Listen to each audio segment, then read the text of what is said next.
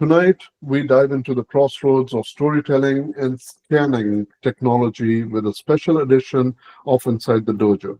We are thrilled to welcome a powerhouse trio from District Cinema, a creative technology studio that's not just imagining the future of filmmaking, but actively building it.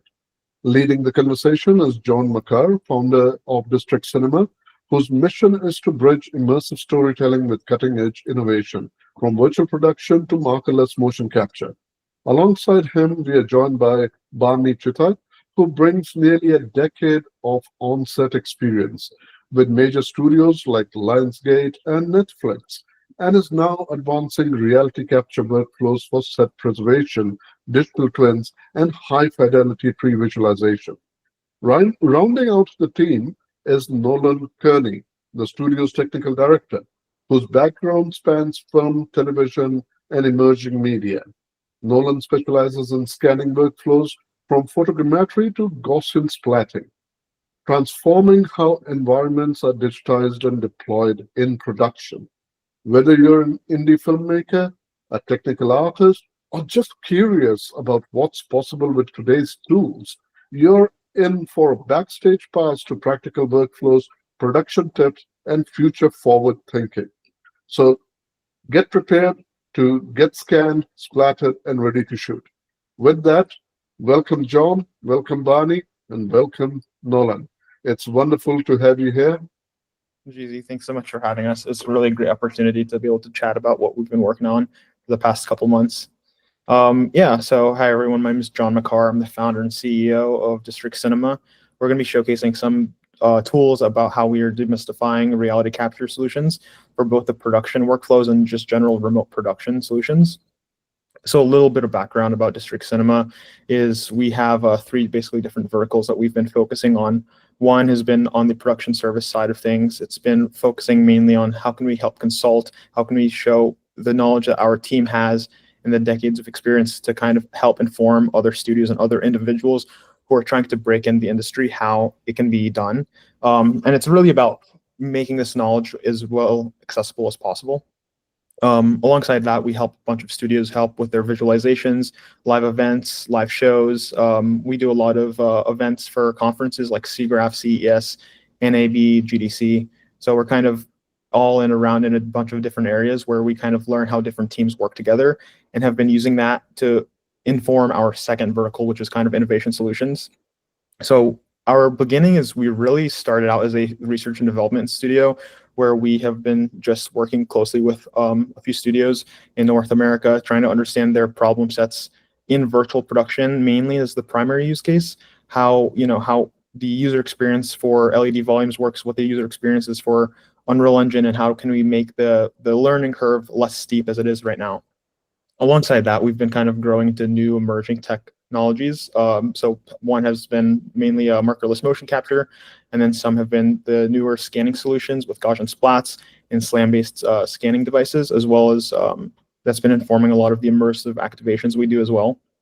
And then at the core of what we've been doing has been software development. That's kind of how we have had our in on the industry and having a unique perspective is how do we build tools and solutions specifically for creative teams where they are enabled to work on just the creative work that they want to get done and aren't getting bogged down by all the technical kind of ideas of how to implement something. So we work with stages and helping, launch product ideas, strategies. Oh, there you go. Helping launch product ideas, helping develop from everything from the evaluation step to product launching and implementation, as well as like the long-term post-production aspect with maintenance and support. You can go ahead, Barney. Now, John, talking about motionless motion capture, or markerless motion capture, not motionless. Sorry. Now, your team was behind that amazing showcase at Unreal Fest with Matt Workman and everything else, wasn't it?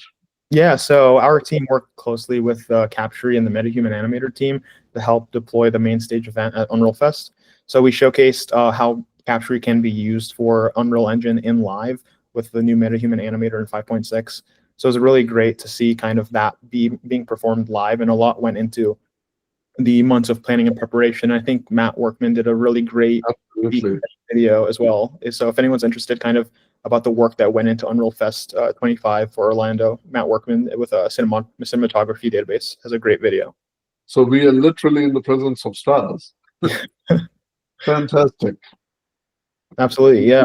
I mean, it's not all us, honestly. It's the team we have. It's building a team who has the legacy and the expertise and these verticals that is making it capable to build and make what we do possible. So our team expands from people in from Los Angeles to Montreal to Orlando to Tampa, Florida. We're mainly headquartered in Tampa and LA, but a lot of our team comes from the live experience backgrounds, from working on things like big TV shows like The Mandalorian to Coachella to virtual concerts to animation pipelines for in the industry for a while. So that's kind of our idea as to how can we take all of these creatives that are really hungry for kind of pushing the industry and bringing them all together to kind of build these cool tools that are being worked on day by day. On LinkedIn every week we're seeing something cool being developed. Yeah. Next slide, Barney. Yeah, here's a couple of brands that we've been working with over the past couple of years. View Studios has been a large proponent to that. We've worked on, the View Studio development. So the all-in-one solution that basically allows you to control, virtual production LED wall with just from a mobile device from your phone to be able to cast anything and make it bringing down to how can we make it so instead of you needing a bunch of technical people and operators and directors to kind of understand how to operate virtual production, how do you bring it down to where the writer, the talent can go and control an LED wall and kind of frame the story how they want it. So it really is taking out that technical aspect from creative storytelling and is really focusing on like how quick can I get what I want to be done with like shot in final pixel on the camera. As well as we've been working with some other virtual production companies like Form Volumes and USC and Amazon Studios. Form Volumes, we actually did a SIGGRAPH event with them this past month at Vancouver with Puget Systems over on the top left side. The idea is very similar to kind of what our verticals are in terms of taking a lot of tools that are in virtual production and how can we change them up a little bit to be a little bit more immersive to apply to a bunch of different industries. So what we've put together is a virtual rage room. And with the virtual rage room, we allowed people any user to come in, automatically get tracked with a Capture's markerless motion capture system. And then from there, they're able to destroy a rage room or a warehouse with all boxes. And what's really great about it was that when they were done with the experience, they could scan a QR code and take home that piece of media with them as well so that they could share and post it online. So it really is showcasing also the shareability and like the interactive, component of the tools, all the tools of what we were familiar with virtual production and bringing them into other industries like immersive activations and location-based entertainment. I'm sorry I missed it because I would love to do that myself. I've been hearing so much about Capture system, and especially my specialization is in creating realistic digital humans and real-time virtual capture, and this just brings a whole new meaning to the term metaverse, or what we are going towards is transmedia now, where your audiences can actually be part of real locations and be interactive in the storytelling aspect. This is fantastic, John. Yeah, absolutely. Thank you. Yeah, it's one of the great things where, when identifying tools like Capture, it's not just Capture, but there's a lot of emerging tools. And if you've gone to SIGGRAPH, you see a bunch of these new products being launched for the first time, and it's bringing the accessibility down to a common user, so you don't have to have this whole studio infrastructure with you to be able to deploy systems like these. So I think going down to the individual creator level too, similar to the creator ecosystem with like YouTube and content creators and influencers. So I think studios are really going towards that level as well. So tools like Capture and Moverse and Stereolabs are really great at enabling creators. Yeah, and then there's as well the screenshot from the Unreal Fest live event where they were showcasing Xandu doing a live from markerless motion capture to MetaHuman Animator, showcasing kind of the quality and fidelity you're able to get with that kind of tracking, and it was all done live, which is amazing and great. Yeah, so these are kind of the brands we work with, both on the clientele side plus on the partnership side to kind of help, showcase what's possible with the new tech. Next slide. And this is some actually behind the scenes with a client we worked with in Japan, Studio Bros. They're a Sony subsidiary virtual production studio. And they were kind enough to invite us out to their office in Japan, where we kind of set up the similar.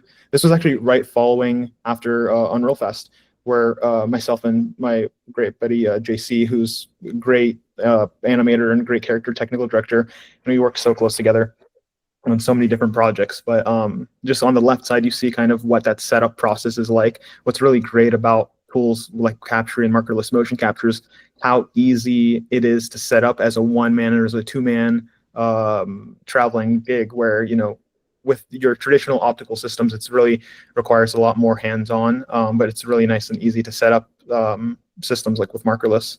And then with the middle video that's playing over there, we made actually a couple of cool games that people can kind of see and understand what the value is in having a system that anyone can really truly just walk in and play with. So you can see on the monitor on the bottom left, we have two people fighting down the hall from each other with fireballs, and they're actually using their push forward as a gesture to recognize that as an input to be able to, react with the world in Unreal Engine. So it's a really great example of that as well. So it's not just on the production and animation side of things, but it's really on the entertainment side of things that expands kind of the industry a lot more.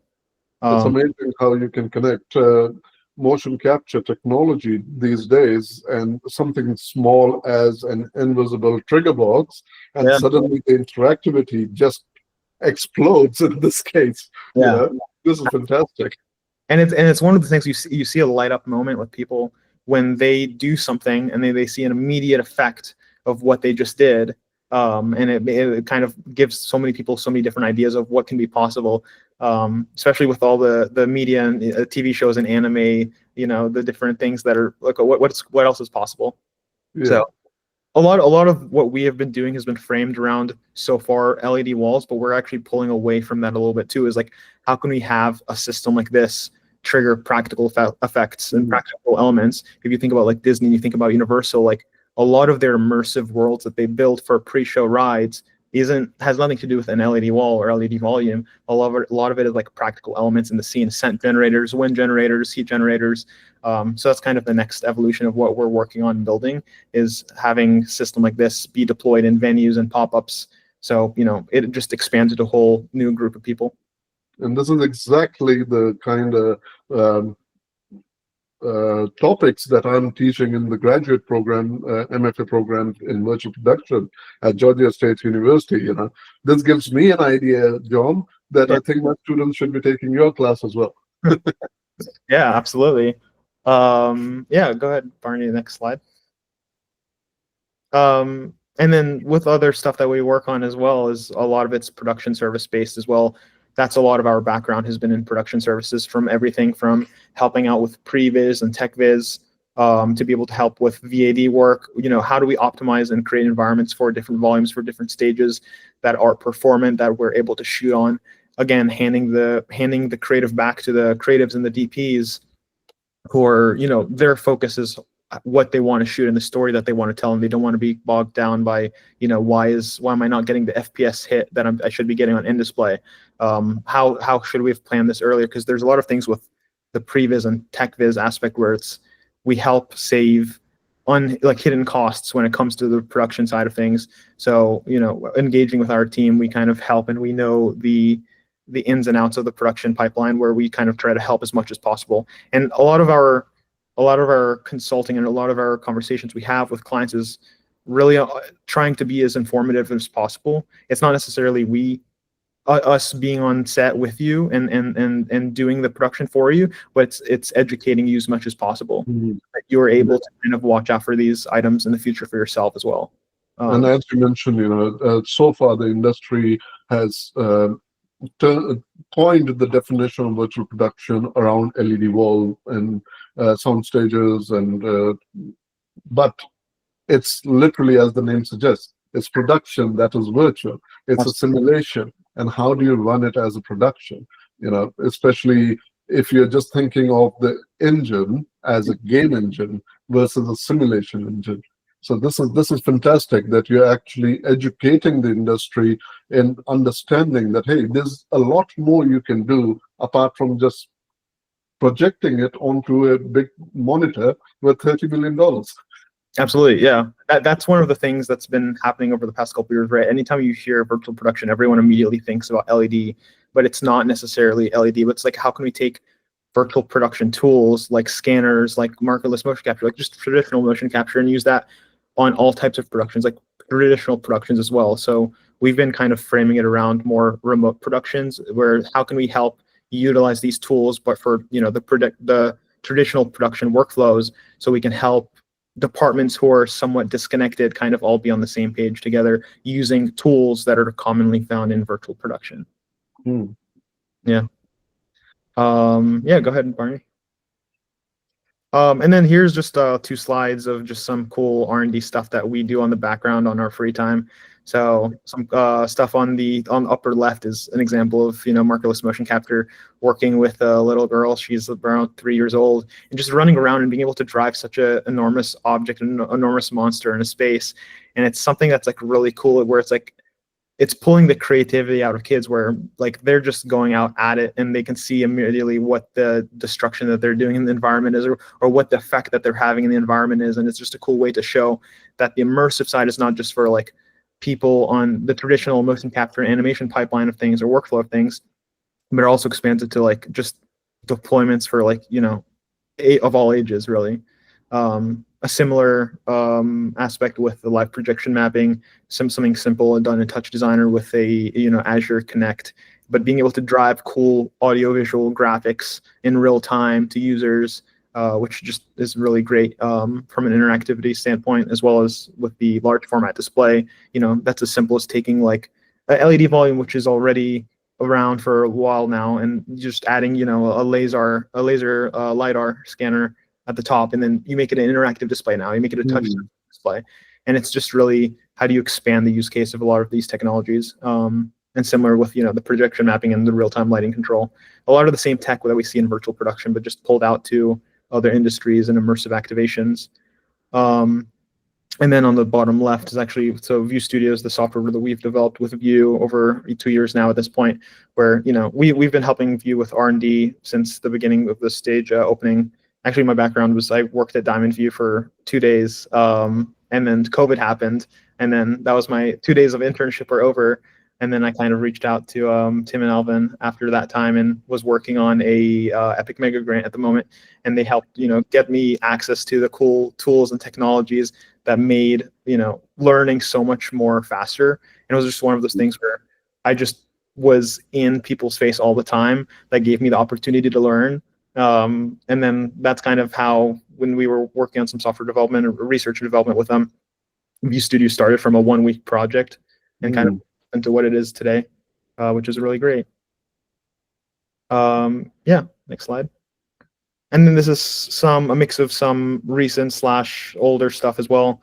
We were just at the Pixar office in Santa Monica, helping them out with a TEA event, which is the Themed Entertainment Association mixer, where we helped build the same activation that we've done for a couple of other studios and a couple of other conferences, where you can see, people are acting like a Godzilla character. They're actually the room that Godzilla's in a daycare on a tabletop with a lot of just like Lego blocks using Unreal Engine chaos physics, but the environment that the people are in actually are Gaussian splat.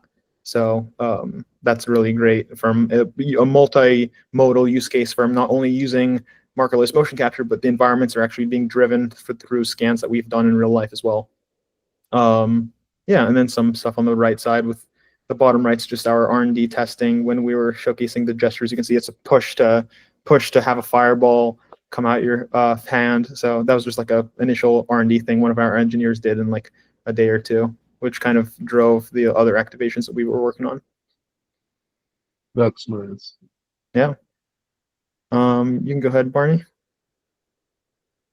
Cool. So this is actually showcasing, this was a last minute ad, but something we wanted to mention as well, but we're now also in development of a new tool that we plan to make publicly accessible with a closed alpha opening soon with some of our the close studios we work with. But with a lot of the learnings that we have from working with different studios, whether they're virtual production studios or traditional production, or even people who are not necessarily in the production space, but maybe more in the event space, a lot of them are basically having the same asks. But the thing that's really different about them is the user experience on how you interact with these different tools. So we're building a tool that's basically enabling us to, how do we bridge remote productions with distributed departments? Because it's a thing that we see often where different teams, whether they're all in-house at the same company or all different companies, kind of subcontractors working together, there seems to be some sort of lack of communication when discussing kind of visualization, set preservations, previs, tech-viz, on the media and entertainment side, as well as on the event planning space. So we're kind of challenging ourselves to see if we can take all the industry learnings we're getting as a company and building a tool that's publicly accessible to people to kind of fill in that gap for communication. So right now it's a little bit more tailored towards Gaussian splats because that's kind of the hot topic at the moment.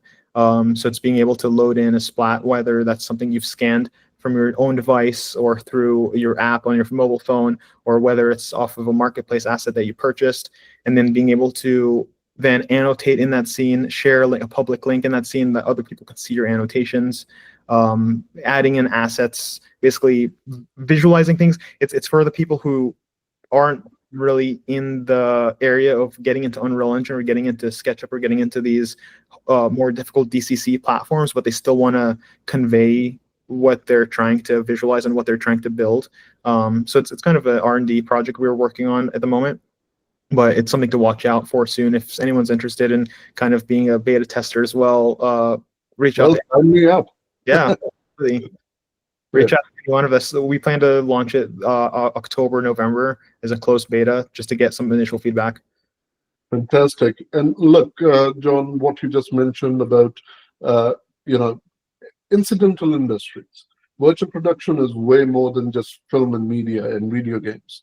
The media industry is growing, and technically incidental industries are using virtual production more and more. That's what we are seeing, you know. So from financial services to legal services to real estate to you name it. And essentially Gaussian splatting, as you said, it's the hot topic at the moment, and it's not something brand new.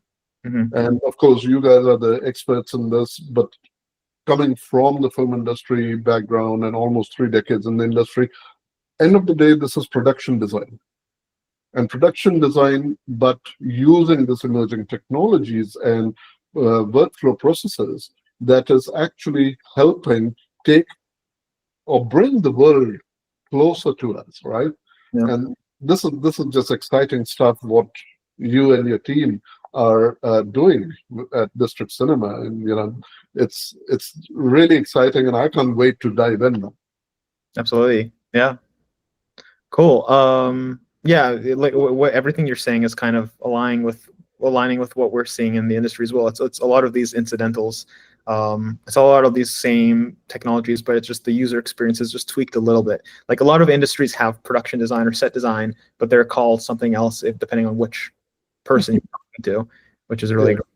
I mean, one area that I see quite often production design being used now is anthropology or archaeology, right? With dig sites. Imagine a brand new discovery of Mayan temples or Aztec temples or something. Now, public can't just waltz in there, you know, but now with the technology, with drones, people are flying their mini drones around. Hey, we can take all that footage, and of course, Nolan, Barney, you're going to show us how the magic happens after we capture this footage and actually bring it to life, right? Yeah, absolutely. And besides, like that's a perfect example, as you said. Like the historical preservation is one aspect, but then there's also set preservation, which is on the media and entertainment side of things as well. So how do you save costs from sets that are getting, you know, taken down or put back up? to get reshot. So yeah, a lot of overlap in a lot of these industries, and we're seeing. Yeah, I'm only from New Zealand, where they built entire Hobbiton from sustainable materials, and in 100, 500 years, there will be archaeology students digging, going, who were these people? Yeah, absolutely. Cool. I'll kick it off to Barney now to chat more about the reality capture solutions. Sure. Barney, I think your video's frozen. Maybe. Can you guys hear me now? Yep. Cool. So in this next session, Nolan and I are going to focus on the reality capture solutions we can provide, and mainly how we can build it into the already existing production workflows. To begin with, there's basically like two types of scanning that we normally do. There are scans that we do for pre-production and for planning purposes, and there are final pixel quality scans. Mainly, we are going to focus on the pre-production and planning scans, because I think like that is the more niche aspect when it comes to reality capture, as scans for a long time have been utilized for post-production purposes, or sometimes even to put it on an LED volume, which is great. But these tools never really been utilized before Gaussian Splat to have and advance the pre-production workflows. And I think with the advancements of Gaussian Splat, that's like a really big opportunity that opened up. So in this next session, I will walk you guys through the different steps that we normally take. And then after each section, Nolan will do a little bit deeper tech dive and explain you the actual processes he needs to take. So the way it normally starts is that, a production company or service production company gets a script. They break down the script. They have, maybe 100, 200 locations that they think could potentially work. And then the creatives do like a pre-selection of locations. Once this pre-selection happened, then they end up like, 20, 50 locations.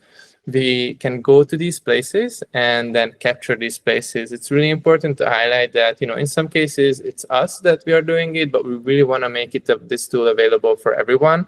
So we can work with local reality capture companies, or even we can provide training for tech scouters who are already in these locations. And now it's just the fact that they bring on an extra SLAM scanner with their DSLR cameras. The actual location scans with these SLAM devices that we are using are fairly easy. Basically, you are just walking around in these locations. You want to do, multiple heights to get a little bit better quality. But in general, I would say that most locations you can capture in around 30 minutes or so. And the great thing about these SLAM scanners that we are using is that it combines a LiDAR sensor with the cameras. So not only you are getting a Gaussian Splat model, you basically have a point cloud under the Gaussian Splat model that allows you to take measurements within these scans as well. And then once these scans are processed, that's something that is super easily shareable, either through our web viewer, or there are some other platforms as well. So now, instead of just sending out hundreds of 2D reference photos of the locations, you can basically provide a 3D model of each location to the creatives, so they can make much more educated decisions whether a location can work for them or not, even completely remotely. And since the actual capturing process is so efficient when it comes to time, it can also be utilized, for example, really big set builds where the studio executives or the stakeholders wants to monitor the progress of the construction, because you can even send someone in on a daily or weekly basis. And if you capture the same location in different times, we can even generate like a time lapse of how this set is being built, and they can make sure that everything is going according to plan. So Nolan, would you mind sharing your screen and go a little bit more into details?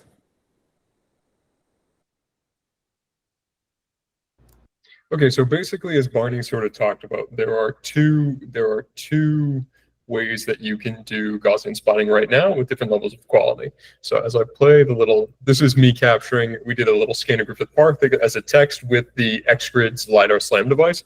Now, the benefit of, obviously we use XGrids, but there's a couple there's some of the results. The benefit of using a LiDAR device is that it's giving you a point cloud that isn't based just on tie points. So when you're doing regular alignment, yeah, you can see I get I get excited and start doing the dune walk because I know Barney's filming me. But because you're not, I'll pause that. Because you're not just relying on the tie points, and this is sort of a preview that you can see here, actually using LiDAR means you can get points and data in spaces that you would never be able to just by usual photos. So why does that matter? So what Gaussian splats basically are and how they're different from photogrammetry is it's taking the point cloud that you get either from aligning all the photos due to structure and motion or from your actual LiDAR sensor itself, and it's projecting the images on top of it and creating at each point of the point cloud, it's creating a Gaussian, so a little oblong splat, which is why they're called that, which has color and alpha data. And then instead of photogrammetry, which then uses these points and these photo data to make polygons and then reproject the texture on top of them, what a Gaussian does essentially is when it's training, it's taking the area, the angle that it knows your camera is aligned, and then it's taking the actual image and it's comparing the two in between each other from what your current Gaussian training is and the photo over and over again, thousands of times, until the image rendered there is actually looks similar to or the exact same as the image in the original input photo. So it's utilizing rasterization as opposed to like a traditional mesh build, which is the main difference for photogrammetry. Now, the pros of this is it's rendering essentially in real time. You don't have to worry about textures, you don't have to worry about, stacks. You can put it into Unreal and it will look as you captured it from that photo set. Admittedly, there are drawbacks. You don't have as accurate as a mesh model. You can obviously mesh the points that you get from your LiDAR or from, because as you can see, it's from reality scan. You can mesh the points from reality scan, but then at that point, you're basically just ground back into the photogrammetry model, and then that will include the level of, cleanup and post-processing that you'd need to do for photogrammetry anyways. So there's pros and cons. But for this actual demo here, so what I did for this capture is I went, there's a little playground not too far from my house that has this little bear statue that I always find very funny near the basketball courts. So I went out with my little DJI Osmo because it takes pretty good photos, and I did about 600 photos and did just a quick photo pass. So one of the things that you want to keep in mind with capturing, and this is true for photogrammetry, and this is also true for Gaussians, is you want to get different heights. So low, medium, high, you want to capture different angles. Minimum of three angles, preferably more. You can see I did a couple loops going up and around this little bear with a little bit of extra detail pass on his muzzle. And then I bring that all into reality capture. And you can see, I'll go around and show you, you can see the passes that I did my loops on the whole building, holding it a little higher, holding it a little lower. And admittedly, I got a pretty good point cloud just based on the sparse points from the actual alignment. This is no LiDAR, this is just what I get for the alignment. So if I was bringing those into reality scan, used to be reality capture, I would import my images and then I'd choose where my images were coming from, BP Dojo, and choose those. I'd bring those in, and then as I bring those in, those would start to pre-align. So now I'll get into some quick tips. I won't go too deep, but I will get into some quick tips for alignment settings that will make your Gaussian splats much better than they would be with the base reality capture scan. Some things to keep in mind with reality capture is that unless you jack up max features for both megapixel and for image, it's only going to build a sparse point cloud on the most amount of points needed to actually build a model. So you want to bring those up. I'm doing about 400,000 here. You can go even more if your computer allows it. And if you have high quality photos, this will mean that you're able to get a lot of extra point data and a lot of extra features out of those photos to be used for alignment. The alignment, the most important thing is features. So you want stuff that has texture. For when you're doing simply a photo pass, if it's a completely, reflective black car with if I was taking pictures of a Tesla, for example, no amount of cleanup in the world is really going to help the alignment on that. And there's a way around that. You can use control points and you can manually do it, which is a possibility. You could use the little handles, but that is something to keep in mind because it is a feature-based algorithm. So once you actually bring those up, you see, and you can see here, even in spaces that don't have too much detail, I get a pretty good sparse point cloud to the point that I'm happy with this. Another thing to keep in mind that isn't at first glance in the kind of basic breakdown of reality capture or reality scan, excuse me, that I find really helpful is your actual camera distortion. So I obviously, sorry, I thought that was a question. So one thing that a lot of people now have access to reality scan, as you mentioned, and on our phones we can download the app on an Android or an iPhone, and we are out and about and we are taking photographs, and now I'm a photogrammetry expert, right?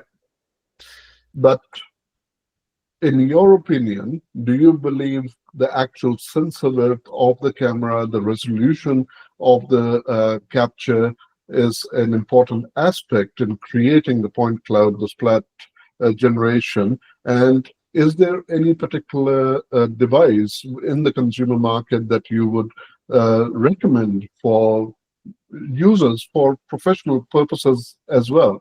And the third one is, can we do the same thing with video? Because a lot of people these days, they're going with the video, whether it's vertical or horizontal. Vertical always kills me. Always shoot on horizontal. So, but that's a different story. So yeah, any particular recommendation on that side to bring it into reality scan or reality capture rather, so that we can get that initial alignment and the sparse cloud to be as perfect as possible? Of course, yeah. So, that's a very good question. So I'll kind of circle back to the capturing aspect for a little bit.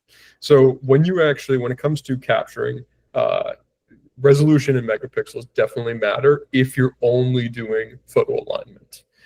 The more features that reality, whatever you would like. I use Reality Scan because it is free, and I very much am happy with their customer support and the people that we're in contact with. There's also Metashape that also works. A very similar software, though, does cost it costs money, whereas Reality Capture is free. And so many others. Yes, and so, but all of them, the more features that you can pick out of a specific image, the better. So I'm a fan of the Sony cameras when it comes to this. I've used for the last couple of jobs that we've done the A7R4. I find good quality. At most a 23 millimeter lens, but I prefer to stick around a 16 millimeter. Below that, you get into some distortion issues that will make Gaussian splat training, it depends, either impossible or require more steps to actually undistort the images. But for the actual capture themselves, if you're doing it on a professional level and making a professional Gaussian splat, of course, the sensor size and the camera does matter. There is a big caveat on that, though, because Gaussians are designed to represent what you're actually able to take on a photographic level. So if you're doing something with your phone and you're taking photos with your phone or taking photos with a little, for this test, just to kind of not do it with the camera, I literally took this little Osmo. It's like $300. You can get it for even cheaper. And did photos with that. Has a good enough sensor. You will still be able to do Gaussian. Will the training time take a little longer? Yes, because I then recommend you kind of up all of your settings to make sure that it trains longer and is able to pull more features out of that. But you will definitely still be able to get a Gaussian. And for a lot of the kind of indie to mid-budget shoots that we've helped on for pre-production, if all the circumstances are against you, you can't bring a SLAM scanner, you can't even bring a DSLR camera, you just have your iPhone, putting it on the 0.6 with a good sensor, actually just making sure that you have good coverage. Obviously, if the difference is between quality of camera and good coverage is always better. I'd much rather have a way better pass with better angles and better coverage from a less professional camera than I would 150 photos from the best camera in the world. That's just the matter of the training data.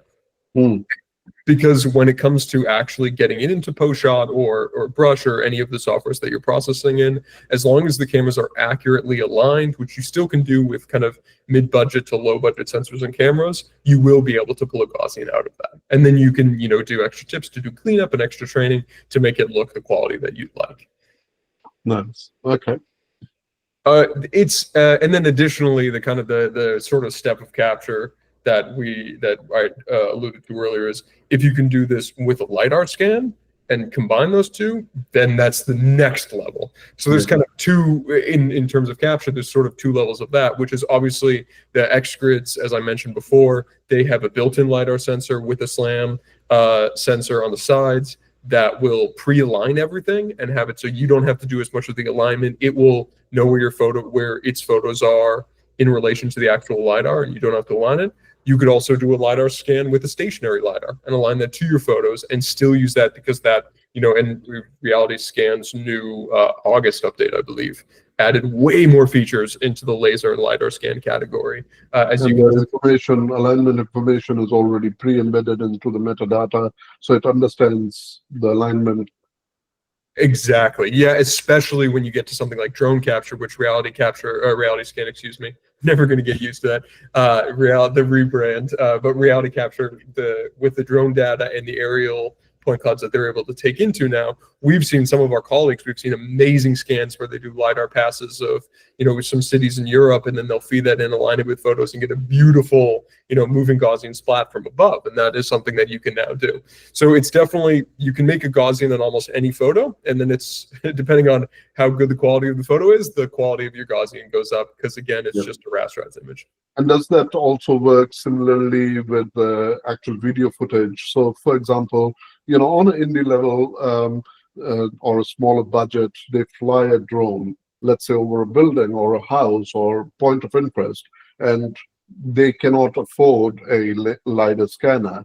And hey, we've captured the video, we've gone on the grid and we've done all the right things. We have footage. So when we bring that footage in here, can we use that footage to extrapolate the same amount of information that is going to give us the capability to train the Gaussian to be production ready in a way? 100%. I'd say my tips for videos, I even use, sometimes for even base scans, I have the Insta360 X5 that I've been able to use. And then this, obviously the quality of this when you kind of have to sparse out all the photos is not ideal, but it does give you something, and it's incredibly quick because you're capturing all angles. But in terms of video, as long as you have an incredibly high frame rate, so you don't want a lot of blur, you don't want a lot of soft focus. If you have deep focus, and make sure that everything stays in focus, so you're not getting any levels of detail that's lost. You can pull out both for reality capture on its import settings, you can input videos and have it choose, let me pop that in. But if we were to do a video, don't know if I have a video there, but if we were to do a video, it would say, how many frames would you like to pull out per second? I would go, okay, I'd like to pull out, 1 frame every 2 seconds if I know that I did a really long video, or if it was, let's say we were like booking it in 10 minutes and we had to do a really quick pass, I could be like, okay, pull out like 24 frames, give me everything you've got, and then I can go through the photo data in reality capture and go, okay, throw you out, throw you out, throw you out, throw you out. There's a lot of tools online. There's a lot of tools. I know Ollie, who's a Gaussian splat expert on YouTube, he has a plugin for Blender that will pull frames out of any video. There's Reality Capture has it. PostShot itself, let's say you don't want to, which is Gaussian splat training software. Let's say you don't want to do any of the stuff I'm teaching you, and you want to put a video in PostShot and it just give you a splat.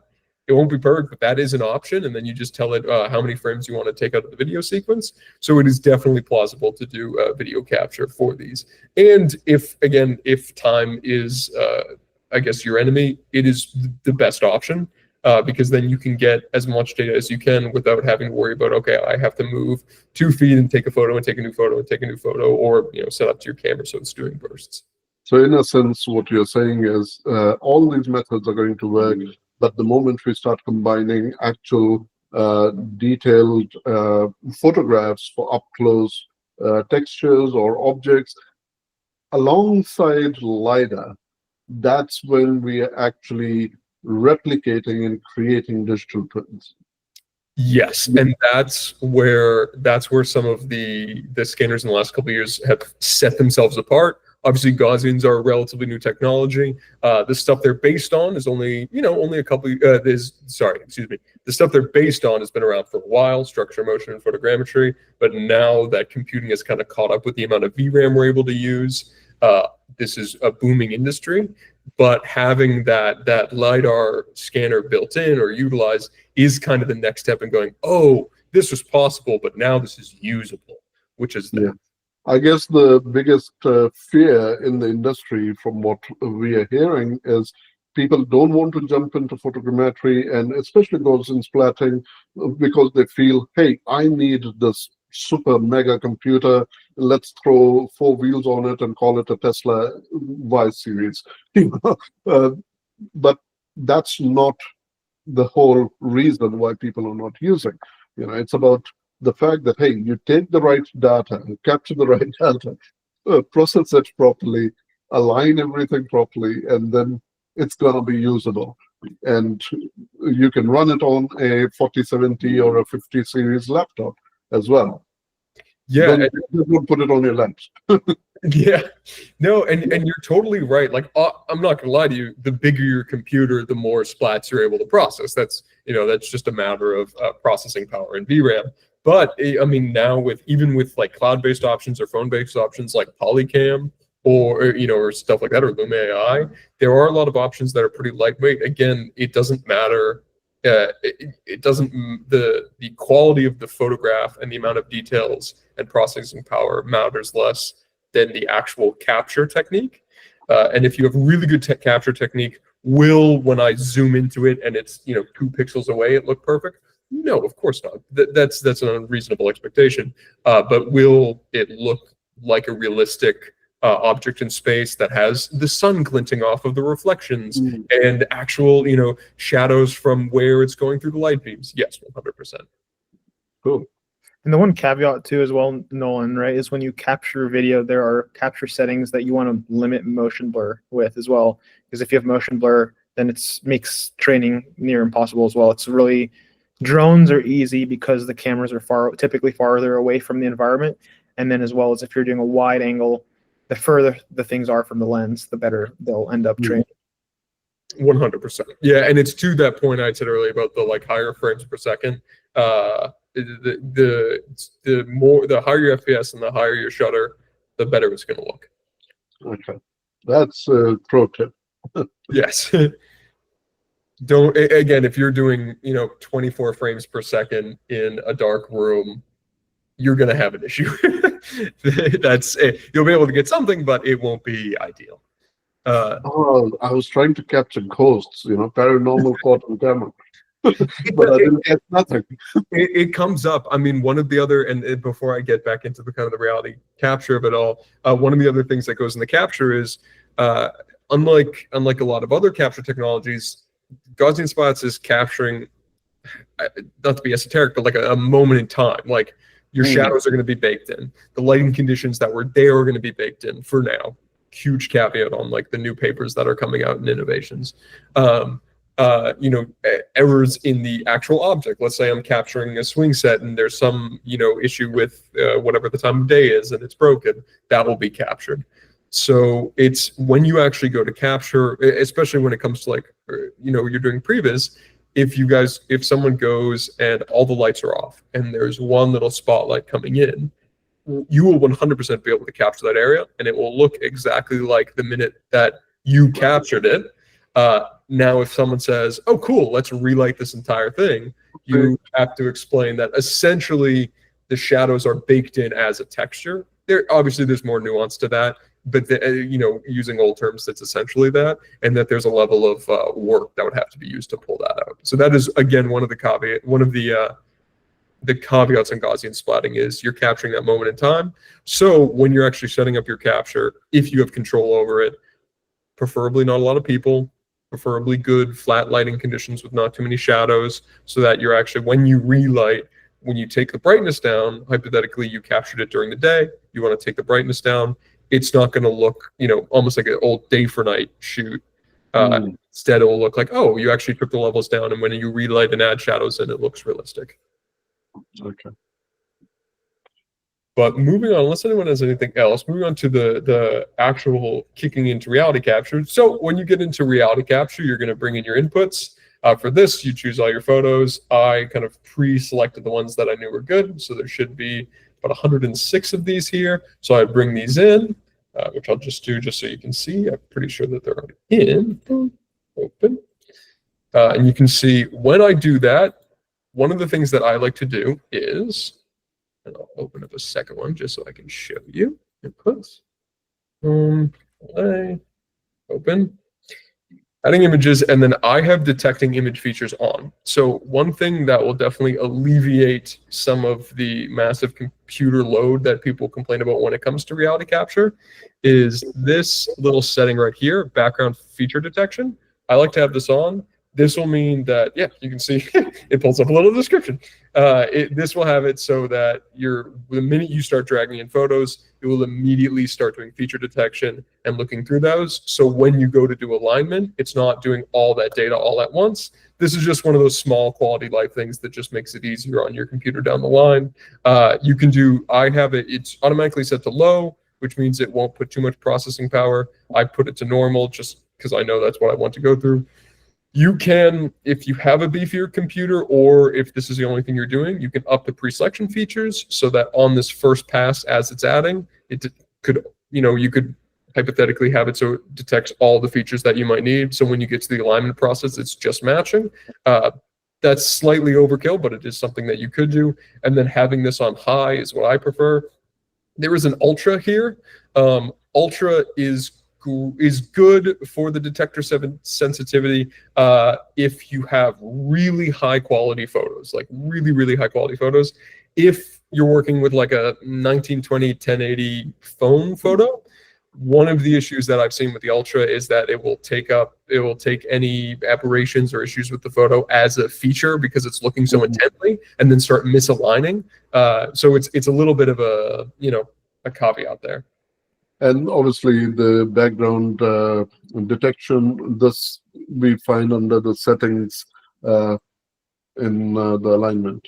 Yes. So for all the stuff that I'll talk about up until we start doing the actual alignment, is once you do inputs, you're sort of done with this section unless you want to do video sequence or LiDAR. You're going to move over to the alignment and you're going to work within the alignment settings here. Yep.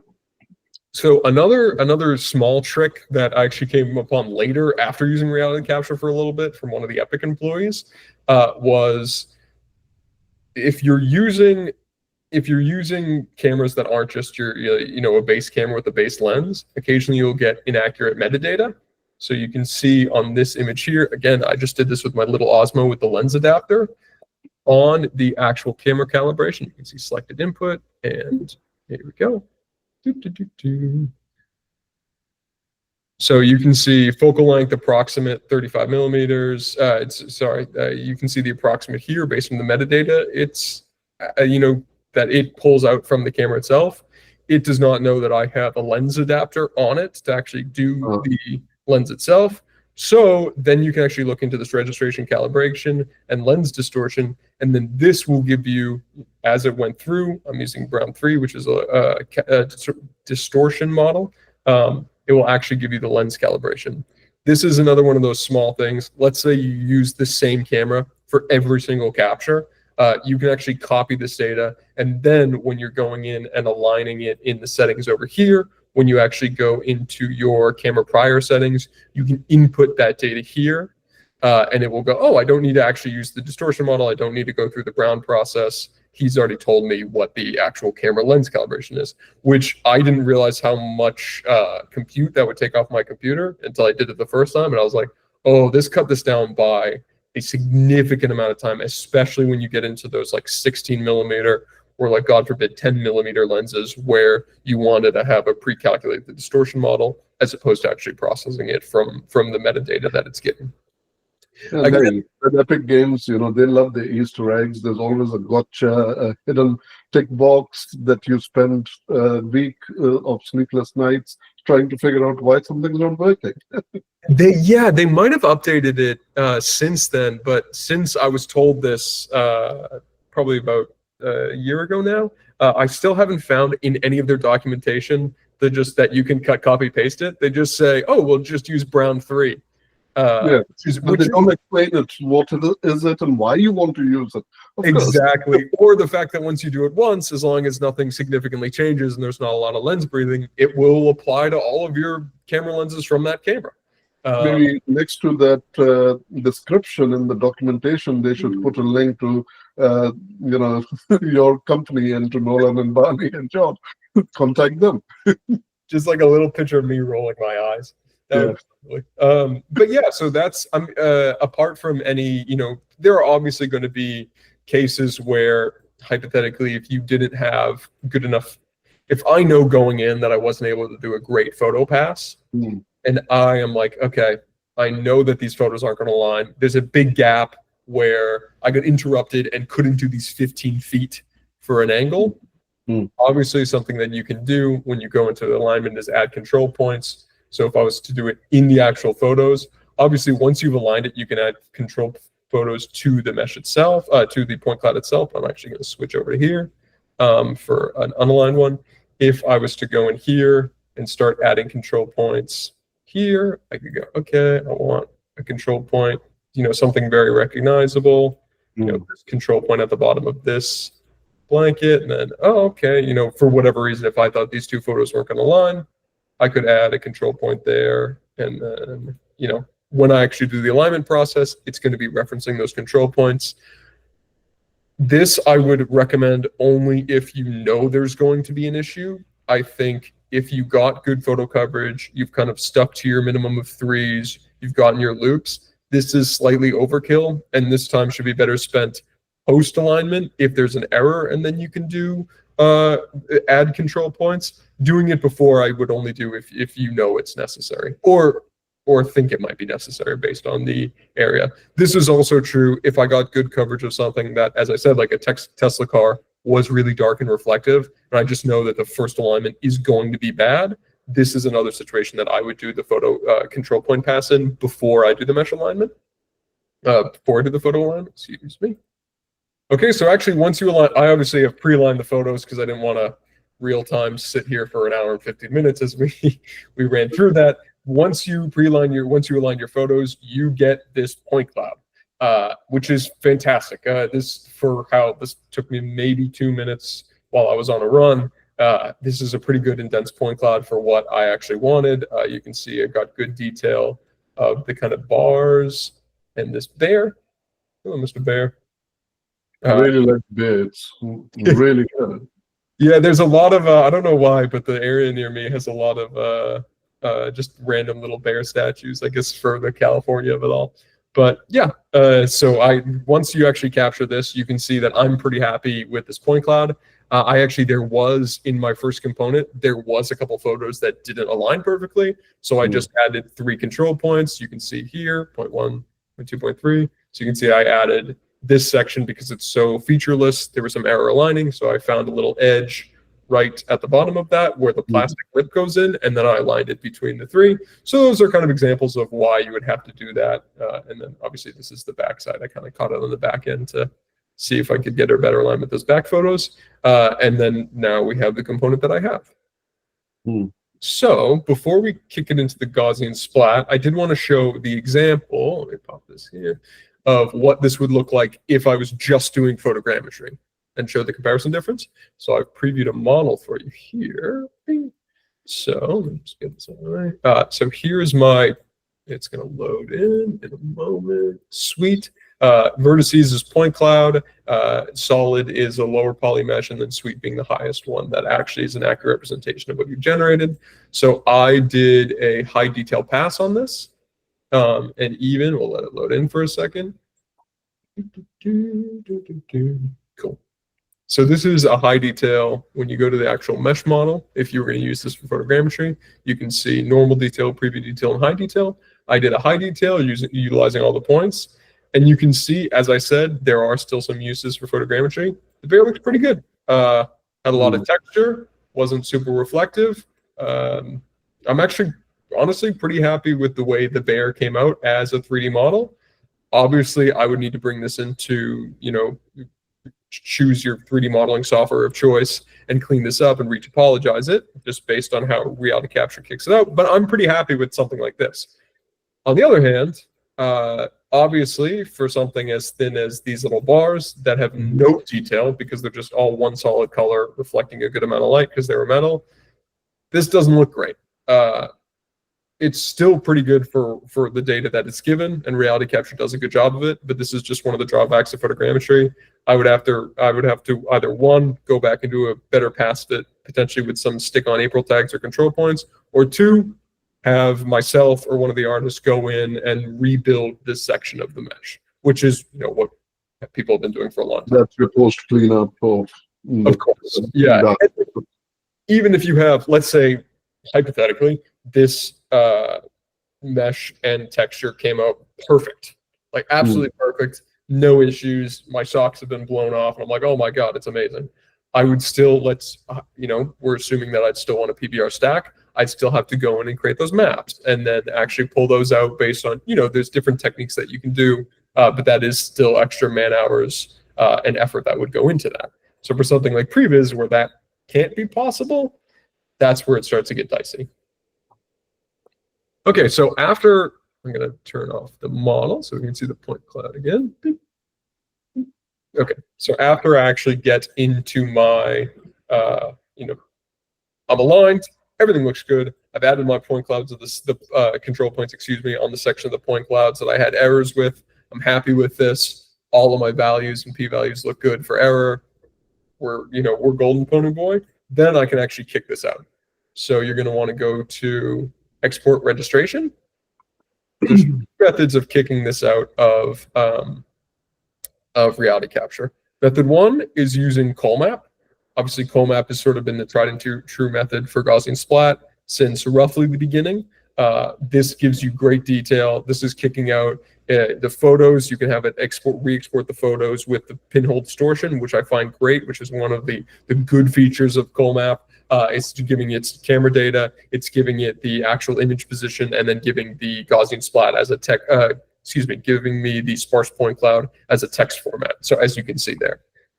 Alternatively, all your alignment data, everything is baked into this document as a full config file almost. yes, I can even, let me just pull this up real quick. Let me see, can I just open this from here? You can see every point with every single locational data where it is in real space. And this is pure, it's lightweight, it's great, text format, it's good to actually be brought into post-shot.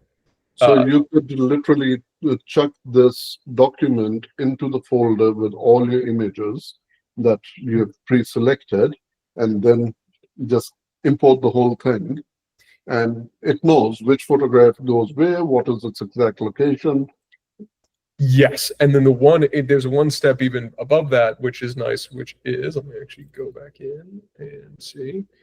Dojo. Sorry, I'm a very eager student. I appreciate the question. So one of the things, let me do save, and I'll cancel it. Yes. One of the things that reality capture will also do that I like is it will actually kick out the undistorted images in, if you would like, so export images from there, which I find useful in a couple cases. One is obviously if there's a massive amount of distortion happening. Two is, and it's more of a niche case, but hypothetically you captured 1,000 photos. And you realized as you're going through and aligning, 400 of them are not up to standard, or it will depreciate the Gaussian spot, whether that be focus, or there's someone in the photo, or it's not aligning properly to the point that can't be saved with point cloud. And you realize that you have 600 perfectly usable photos, which is still enough photos, like 60% for if you're doing a very quick but robust capture isn't bad.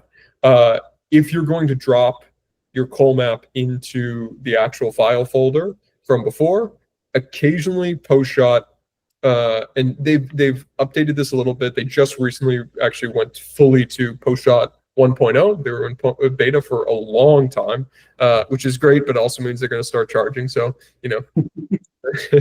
the teacher talk. Yeah, they always get there in the end, which is something. But Well, I'm canceling my Microsoft subscription because I need a lot of AI subscription. it's one of the things where I'm so happy for. I will do a little shout out for Epic, I guess. I'm really happy with reality capture and Unreal, where for most projects obviously under a certain income limitation, but the fact that it's free and so robust and getting the amount of updates and features that it is something to be praised, so that they'll keep doing it. And I have to agree with you. Epic Games with the ecosystem have actually started democratizing the industry. The so-called AAA and the industry standard, which actually don't exist in definition, they have made the playing field to be level for somebody with a $30 million, $40 million production budget for Marvel or whatever, versus an indie team, a small team, maybe greenlit from Kickstarter with $50,000 or $10,000 to actually create and tell authentic narrators, especially when it comes to capturing actual locations, right? And then we can actually start using this technology, win a couple of film festivals, hopefully, and that's where it gets scouted from. I mean, think about what happened with the real-time virtual production technology or techniques with Love, Death, and Robots, right? Netflix picked it up, and now it's massive. And we're even seeing in a really positive sense, we're even seeing the first version of this, which is the new Superman movie. They had Framestore did the holograms of Kara, Superman's parents are 40 GSs. So, which is essentially, I won't get too much into that because that's a whole other kettle of fish, but essentially Gaussian splats in time. So it's actually rendering frame by frame. As a matter of fact, at Creative Media Industries Institute at Georgia State University, we do have the 4D views full capture solution that students can use, and Megalopolis actually was Mr. Coppola and his team were there, and the students actually got to work with them in capturing background crowds and everything else. So it's amazing, and now that power is in my phone. Yes. And I mean, that is an amazing resource for your students to have, genuinely, especially with just how much you can do with that now with the 4DGS. But yeah, it is. I mean, it's really and I know we're kind of straying off in the technical path now, but it's really Gaussian splats, especially how open the licenses are and how open all the papers are and the GitHubs. And I mean, I could sit here, as John knows very well, I could sit here for the next 2 months and read 24 hours a day everything about Gaussian splats, and I still probably would not have read half of all the papers that are public and usable to creatives, which obviously is a lot of, it's buried under math and processes and softwares, but it is there for people to use. So getting that out in the open so that people are aware of these tools and these technologies is very important. So one more time, just to refresh, sorry I took you down a different rabbit hole here. So how did we get to the export registration for the actual splatting? So just to recap. Yes, so there's 2 methods. Easiest one for this is if you go into your alignment, if you go to export, and then you go to registration, that's your camera registration. Then you're going to want to select, there's a drop down here. Obviously mine is, just because I use it so frequently, mine is going automatically to it, but Colmap text format right here. And then you want to save that out. So then I'll hit save, and then obviously it's going to give me this, and it's going to ask me for all the features. Do I want the resolution to stay? Yes. Do I want to downscale? No. Do I want to distort for this? Yes. Do I want the image cutout? Yes. And then I want to actually export the images here, just so I can show you as an example. And then here, pixel format, I'm pretty sure that reality capture defaults to 32 for some reason. I might be wrong about that. Obviously, I'm not using 32-bit photos, and so I make sure that you turn it down to a lower one. It won't do any good by trying to, set it to it can actually include some artifacts and so forth. Exactly, and then you're inviting error onto yourself that's unnecessary. So without any of that, you don't want to touch unless there's a massive reason to explicitly, you want your scene transformation to stay, and you want all of your registration, transformation, excuse me, to stay the same. And then that would be what we kick out. There is a second method of kicking it out that I would like to note as well. The second method is what admittedly works better for higher quality post-shot processes. I would probably recommend doing this if you want to do something closer to a final pixel render. If I want to use all my camera data, I want to take everything in. I know it's going to be a more training time, but I'm worth that. Sorry, but it's worth that, not I'm worth that. So from there, what you want to do is you want to go to in your workflow, output, you want to go export. Now, you want to go down to, the first thing you're going to kick out is you want to do your actual POI. No, I want, sorry. You want to go export, and then you want to go POI, but you want to make sure that you're taking the sparse scene structure and not the dense mesh model. So this is actually exporting out your tie points and your alignment points as a point cloud. So you're going to kick that out, and I'm going to put it in my, you can't see it here, but they are there. This is where my original photos were. They're in this folder, VP Dojo. So I'm going to save that. So I'm going to call this VP Dojo. You see, point cloud. I'm going to save that off. I want export ASCII to be off. So you want that false so that it won't, post-shot is not able to take in that data if it's in that format. So you want that to be false. Okay, cool. So I want to export that. Neato. And then the second thing that you'll do is export. It's called internal, external camera parameters. This is your camera alignment sheet that you also get in Colmap. This is kicking it out in a different way. And then I want to call this cameras. Save. Okay, you want to keep this, make sure your export location is good. Okay, this is all good.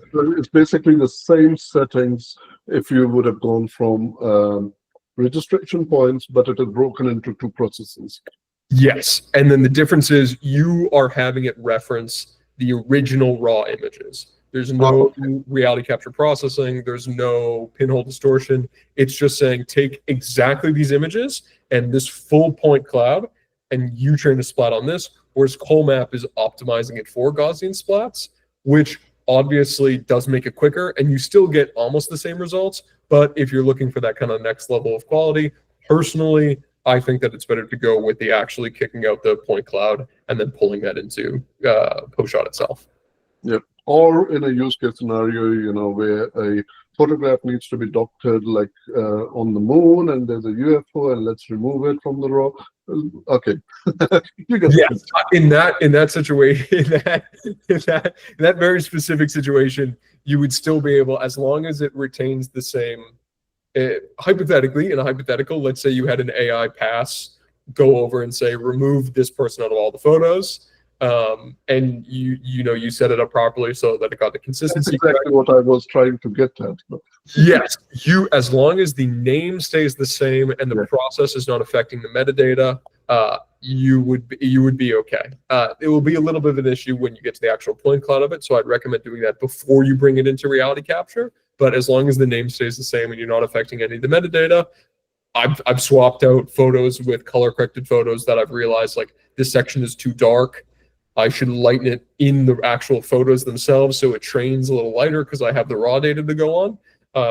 So that's something that you can do. And as much as I joked about it, but the reason I brought it up is we are actually seeing this as a very common mistake or a step that is happening with actual production studios as well, right? Because not necessarily the entire team belongs to one studio that's handling all the processes. The DIT is happening somewhere else. The data capture is done by another organization. The processing is done by a third party. And these things, this is a real pain point in the industry because, for example, if I'm on stage and I get this package and I bring it up, And then I start saying, wait, it's supposed to be just the clouds, but I have a bulge there. Why do I have a bulge there? Oh, okay, they did that AI pass, and there was a tree or something there, but the AI pass, they did not do the cleanup and the post cleanup, and now it has given me this bulge, right? Now, Yeah. but because it's baked in, what do I do about that? It's and the implications in some of the stuff that they're pushing AI, and even stuff that we've done internally pushing AI through Gaussian splats, is interesting because the most important thing is consistency. As long as because this is capturing the same thing over multiple angles. That's how it works, structured motion. If the AI pass that you're doing on it is able to maintain a consistent removal or addition between angles and is actually able to get that, it slots into Gaussian splats incredibly well. There's incredibly interesting articles and papers and demos of people who will AI generate 3D models, actually render out a photo pass of it in Blender, and then actually put that into post shot, so they have a Gaussian splat of this 3D model that they completely built in AI. So that is something that the purpose why you want to try and grab your nose that way, but hey, whatever works, right? Occasionally in the Gaussian slide community, there is, and I am very guilty of it too, of we just do stuff because it's the Jurassic Park. You were so busy asking why you could and you didn't think about whether you should. Where it's like, oh, I was able to make this 3D model into a splat. And you're like, yeah, but you already had the 3D model. And you're like, oh, yeah, good point. But I did it. But when I talk about but in terms of sometimes, especially when it comes to textures, and if you're doing massive scenes with a ton of objects, and you want it to be super performant on something like the web for some of the applications, it is lighter. If you are able to render out a ton of camera positions of a massive Unreal scene, that that there is someone, you have someone who works more in BIM for whatever reason, and they want a visualization, in architecture, they want a visualization of this map layout that you've built, and they want it, for whatever reason, they want it in AR, or VR, or on the web, or super performant, so they can just drag and drop. Converting it to a Gaussian splat is still a thing. It might, it's sort of hat on a hat, but it is making the file format a lot smaller and a lot more lightweight with everything baked in. As a matter of fact, we did something which was a little bit of a cheat. Sorry, going on a slight tangent. We worked with a professor from the anthropology department at Georgia State University, who happens to be the lead archaeologist for a dig site in Peru, for Chimbas, or maybe I've got the name wrong. I'm not pronouncing it properly. However, we used cesium to get the exact thing, right? But because it's so up high in the mountains and there's no civilization that's around it, the satellite pass is not high resolution. So what we did was we added multiple cine camera actors, and we rendered each of the camera in the full length. And then we brought in that data into what you call a reality scan, or that time reality capture.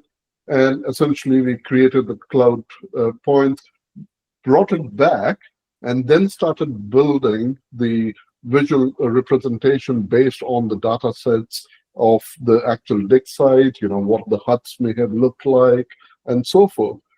So in a way, I absolutely understand the use case scenario, and that way we could get an actual grid structure of what the footprint of that site was. You're not right. One, that is an incredibly fascinating use case separately that I wish we had more time to talk about. But yeah, no, you're right. There's a lot of, because at its core, it's just photos into realistic 3D. There are so many use cases. On the more research side, two of the institutions that we're doing a massive thing in photogrammetry, and I know are also doing some stuff in Gaussian splat right now, are the Getty Museum and the Museum of Natural History in New York as well, because it's preservation. How do you perfectly, in a 3D model, preserve this artifact that you need to scan in and stuff like that? So the applications for it are, I won't say endless, because that is definitely being a little full myself, but massive. Yeah. But once you Apologies for the getting distracted, but once you actually get all of you've got your coal map or you've got your point cloud, depending on what you want. I want to pull on the coal map. You're going to go to your post shot. So post shot is free for now. They're going to switch over to a free plan soon, so you still have access to it. Drop it, Barney or John, if you want to drop the link to ProShot in the chat as well. For anyone watching afterwards, we can then add it to your episode page as well. I appreciate that. Yes, that's for now it's free. I've been using it for a while now, so I'm still on like the beta license, which as you can see will transfer over in a couple days. But so once you do that, you're going to want to go into your actual CallMap folder here, and then I want to take the CallMap folder. And I'm going to drag just the entire folder, just so I don't miss anything. And it's easy, just drag it directly into PostShot. And now, because let me shut this down because I've been really abusing this computer today. Bye, yes. Perfect. So you drag it directly into PostShot, and you can see all the, this is obviously pre-trained. You can see once you bring it in, I'm actually going to just do something very quickly so that you guys can see a new version. So essentially the folder, let's say the registration export that you did, includes the images that were exported out of Reality Capture. You are dragging and dropping that folder in here, and it is automatically starting to build the splats. Yes, so I'm going to drag this in perfect, so that way you can see this. So once you drag in your folder, and this should be everything here, you'll see all of your images here. The way that you know you've done it properly and that you're actually bringing in data from another thing is it will say camera poses import as opposed from compute from images. If you drag this in and it says compute from images, that's how you know that you're either missing the CallMap data. If you're doing it the other method, which is the POI method, you're probably missing your internal, external camera parameters. That will be compute from images. The difference between it is doing the heavy lifting all over again, exactly, and everything else. Yes. So the difference between obviously import and compute from images, import is it's referencing your CallMap or your camera alignment for all the photo alignment. If you want it, hypothetically, you don't want to get into reality capture, you just want to go through PostShot, you can do compute from images. PostShot does have its own alignment algorithm that is built into it.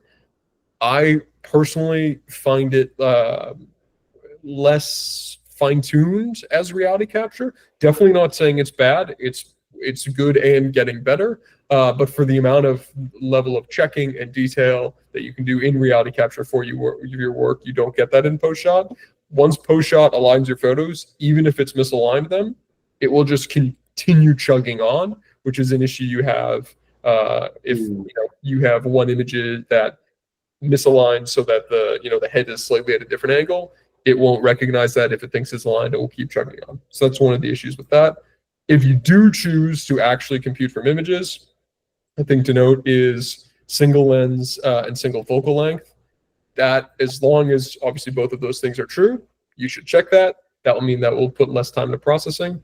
The newest version of PostShot 1.0 does require that all your images are on the same lens focal length. So you can't drag in half of your photos with a 16 millimeter and half of yours with a 20 millimeter.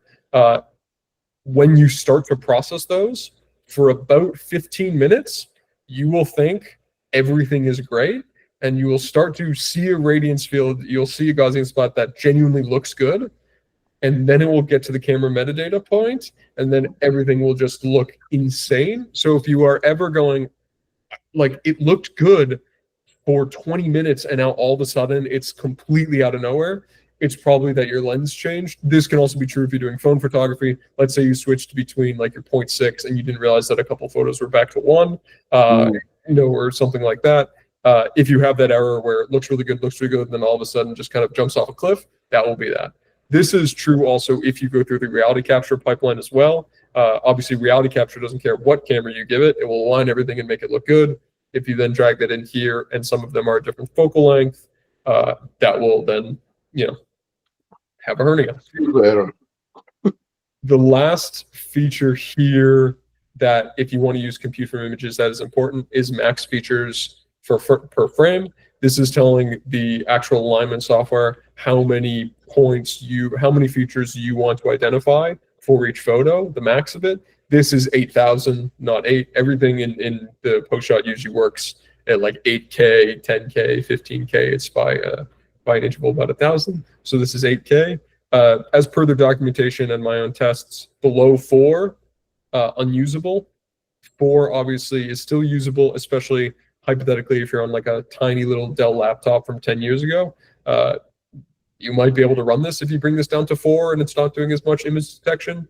But as you can guess, the less features, the less points in the point cloud, the worse it's going to be. And then on the inverse scale, the more features you want to give it, if you want to if you simultaneously don't want to do the reality capture, but also want the quality of reality capture for some reason, and you want to set this to 400,000 points, it will let you do that. That being said, then your RAM usage and your CPU and everything will just absolutely skyrocket, which if you have a powerful computer, good, but something to note. Mm-hmm. So I'm going to keep that back to import. Additionally, this is my last thing about the import from images.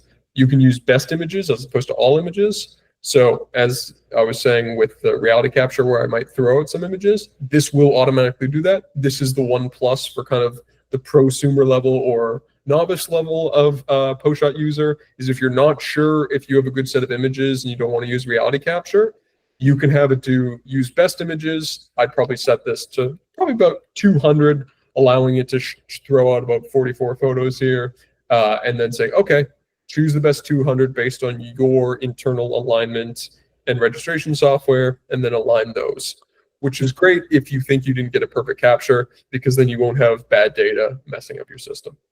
Mm-hmm. But we, on the other hand, are using import because we did it in reality capture already, or reality splat, reality scan, excuse me. So we're going to do import, which means we don't have to worry as much about the advanced camera poses, advanced camera data.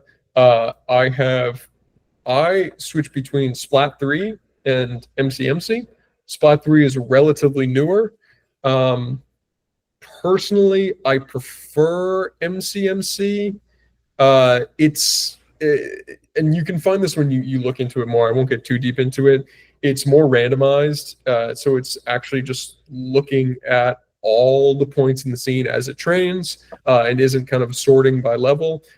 This means that it won't produce as fine details, but there's a higher margin for error. There's a lower margin for error, as it is better at kind of glossing over sections that might not be as good, and is definitely more forgiving, as says their own documentation as well. Splat 3 is the most recent one that came out a couple months ago, maybe a little longer, time is flying. But that is actually separating the foreground and the background of details and then processing in that way. So that's definitely finer, but you have to be very, very sure that your alignment is good and that your point cloud is very accurate when you chuck into there. I've personally found that this does better with dark reflective surfaces, which is my use case for it. So if I was going to use Splat 3, I would say it would be for, I know that there's a lot of dark windows or mirrors. I'd go, okay, Splat 3. If I want something that just kind of maintains, especially for pre-production, where I just want a kind of overall good level of quality without kind of breaking the bank on my processing time, I'd stick with MCMC. Okay, limit image size. I do have a beefier computer. I do usually turn this off. This obviously just is downscaling. This is just a factor of how much you actually want it to reference. If you wanted to downscale your photos before it references this, even if you have really good photos but your computer's not as powerful, this is a very easy way to make it still process the photos but not break the bank.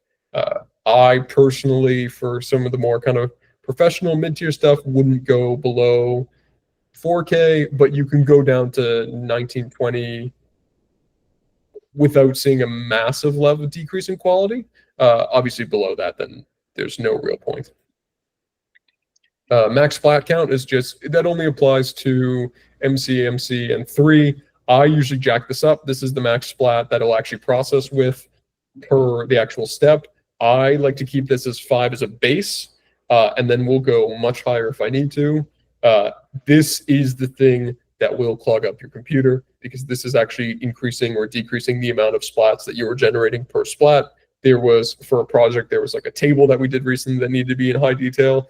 I put this up to 50,000. I processed just the physical table, and just the table was 9 gigabytes. So Wow. it looked fantastic, but it also was massive. So that is one of the factors when it goes into max splat count. We'll set that at 5. And then anti-aliasing applies to post-shot specifically. That is something that it will do in its viewer and then in any of its plugins. This doesn't really matter if you're bringing it into other softwares like Unreal Engine, or you're using kind of Blinga or LCC. This is something that they do sort of internally, similar to MIP splatting. Yeah. So just a quick question. Don't want to get super technical, but when you spoke about radiance field profile, the splat tree versus NCNC, so just to put it in reference for general public out there, Luma AI, when Luma AI opened their doors for public testing and everything else, Luma AI basically was using the MCMC format, and obviously they're exporting it out as, is it .lum or .luma or something, and then, trying to remember all file formats. That's why I'm going great. Yeah. Then you simply bring it into the plugin, and essentially it's just a wrapper, and essentially the splat then comes up. But one thing that when Luma, people just jumped into it and they were like, wow, they have Unreal Engine plugin now and we can bring it in and everything else. One thing that was the biggest shock factor, and I know I fell for the same thing, as much as I understand the technology, not as much as you do, is I like to throw a third-person character in so that I can just get a feel of the space. And my third-person character just went through the floor. Yes, yes, very much so. I'll get into that when I go into the Unreal side of it, but that is collisions, essentially. It's, does your Gaussian splat file format have collisions? And if it doesn't, do you need to create them yourself? So a lot of the tools that we've been using on our end, Blinga and LCC, have an option for collisions where they'll automatically build you a base mesh kind of subterraneously that it's using for the collisions itself. I admittedly do the exact same thing. But when we do a new splat, we did one I'll show off. We did a quick splat of the New York Public Library, and the first thing I did was drop my little Unreal avatar in and did like a little runaround. But yeah, so that's less of the splat format itself and more of the collision processing on the back end. Yeah, so I guess the question that I was getting to, and maybe again jumping ahead, is with post-shot, when you're creating and generating the splats, can you actually build in the ground collision as well? You can kind of do it 2 ways. You can do, and again, I'll get into that a little more with the Unreal, but it's definitely a good point. Some of the plugins have that where it will do that for you, okay. And if it doesn't, my recommendation would be you take your point cloud, you mesh it, you align it, you put it under and make it invisible. That's like, it sounds like a cheat, but honestly, that's sort of what it is. Put a plane and hide in game. Yeah, and it's just that, except if you mesh the point cloud of the splat, it means that, if there's a splat bush there, you can't go into the splat bush. So that's the kind of that's the easy answer, I guess. There's like another level to it of, obviously some of the plugins will then use, because the POI, the point cloud is a point cloud, so then you can kind of use that as a reference for its own collision mapping. But that's something that kind of gets into Xgrids, does that pretty well, where it will bake in its collisions into its LCC format. And to your point, Blinga has Envol, Luma has, I think, .loom, LCC is Xgrids, there's Ksplat, which is Michael Kellogg's version, which is good, then there's .splat, which is Snapchat's version, and then there's obviously just your basic POI. So sounds like a cereal mix. Yeah, the Kellogg one always makes me in my. Oh, I'm hungry. Thank you, Nolan. Yeah, no problem. Me and my coder, one of my coworkers who's a coder, we always get a good kick out of it. Oh, you working on the Kellogg today? Yeah, no, we got to optimize some Kellogg's. But yeah, it's I guess that's a more funny, joking way of saying like most everything will take in and out PLY. So when you're processing, and even if you're using, let's say you're not using PostShot, let's say you're using Brush, let's say you're using Luma, let's say you're using Valinga, as much as you can take out a PLY from it, it means you're going to be able to go into other softwares easier. Now, will you be able, I know Envil has this, I know LCC has this, and I think Luma does as well, where the reason that they have their own format, and I know we're getting a little technical, so I'll wrap this section up, but the reason they have their own format is usually they include how they want it to be rendered, whether that's Octree, whether that's like the level of detail that they put in. I'll show you guys later the LCC, how it sorts level of detail. So that's sort of why everyone has their own format, is because everyone is doing a different style of rendering, and they need their own format that can include that data. So when you bring it into their proprietary plugin, their plugin will be able to read it and go, oh, okay, I know that, for the 15 meters here, I should, actually render this, create a frustum past that, and then just have an Octree render for the entire thing. But, diversion. So then max spherical harmonics degree, you want it as 3. It utilizes 3. That is what you want to actually train on. If you're in a viewer like Supersplat or something else and you want to take it down after and take out some of that data, obviously you're not using as many of the harmonics, you're taking out that data. That is something that you can do if you need to make it more performant. But personally, I don't think it makes sense to do it when you're training. That can be something that can be done after. And then create sky model. This is good for PostShot specifically. If I'm out, like I was with the park, if I'm outside, instead of wasting time trying to figure out where the sky is, it essentially tells the software, you're outside. Then it creates a literal like bubble of points around you, and then everything that's blue or too far away, it'll just put on the bubble. It saves a lot of time. You'll see it when you start processing. You'll be like, wait, where did all these points come from? Because there'll be like a sphere that pops up if you're watching it when it's actually rendering, and then it will fill in just to in the sky model, which is lovely. And then you can see you want to do it roughly. If I'm doing like 200 photos, I want to do 20K steps. If I'm doing 300 photos or between those two, I want to do 30K steps. You don't want to go lower than 30K steps. Past that, you're starting to kind of lose level of detail.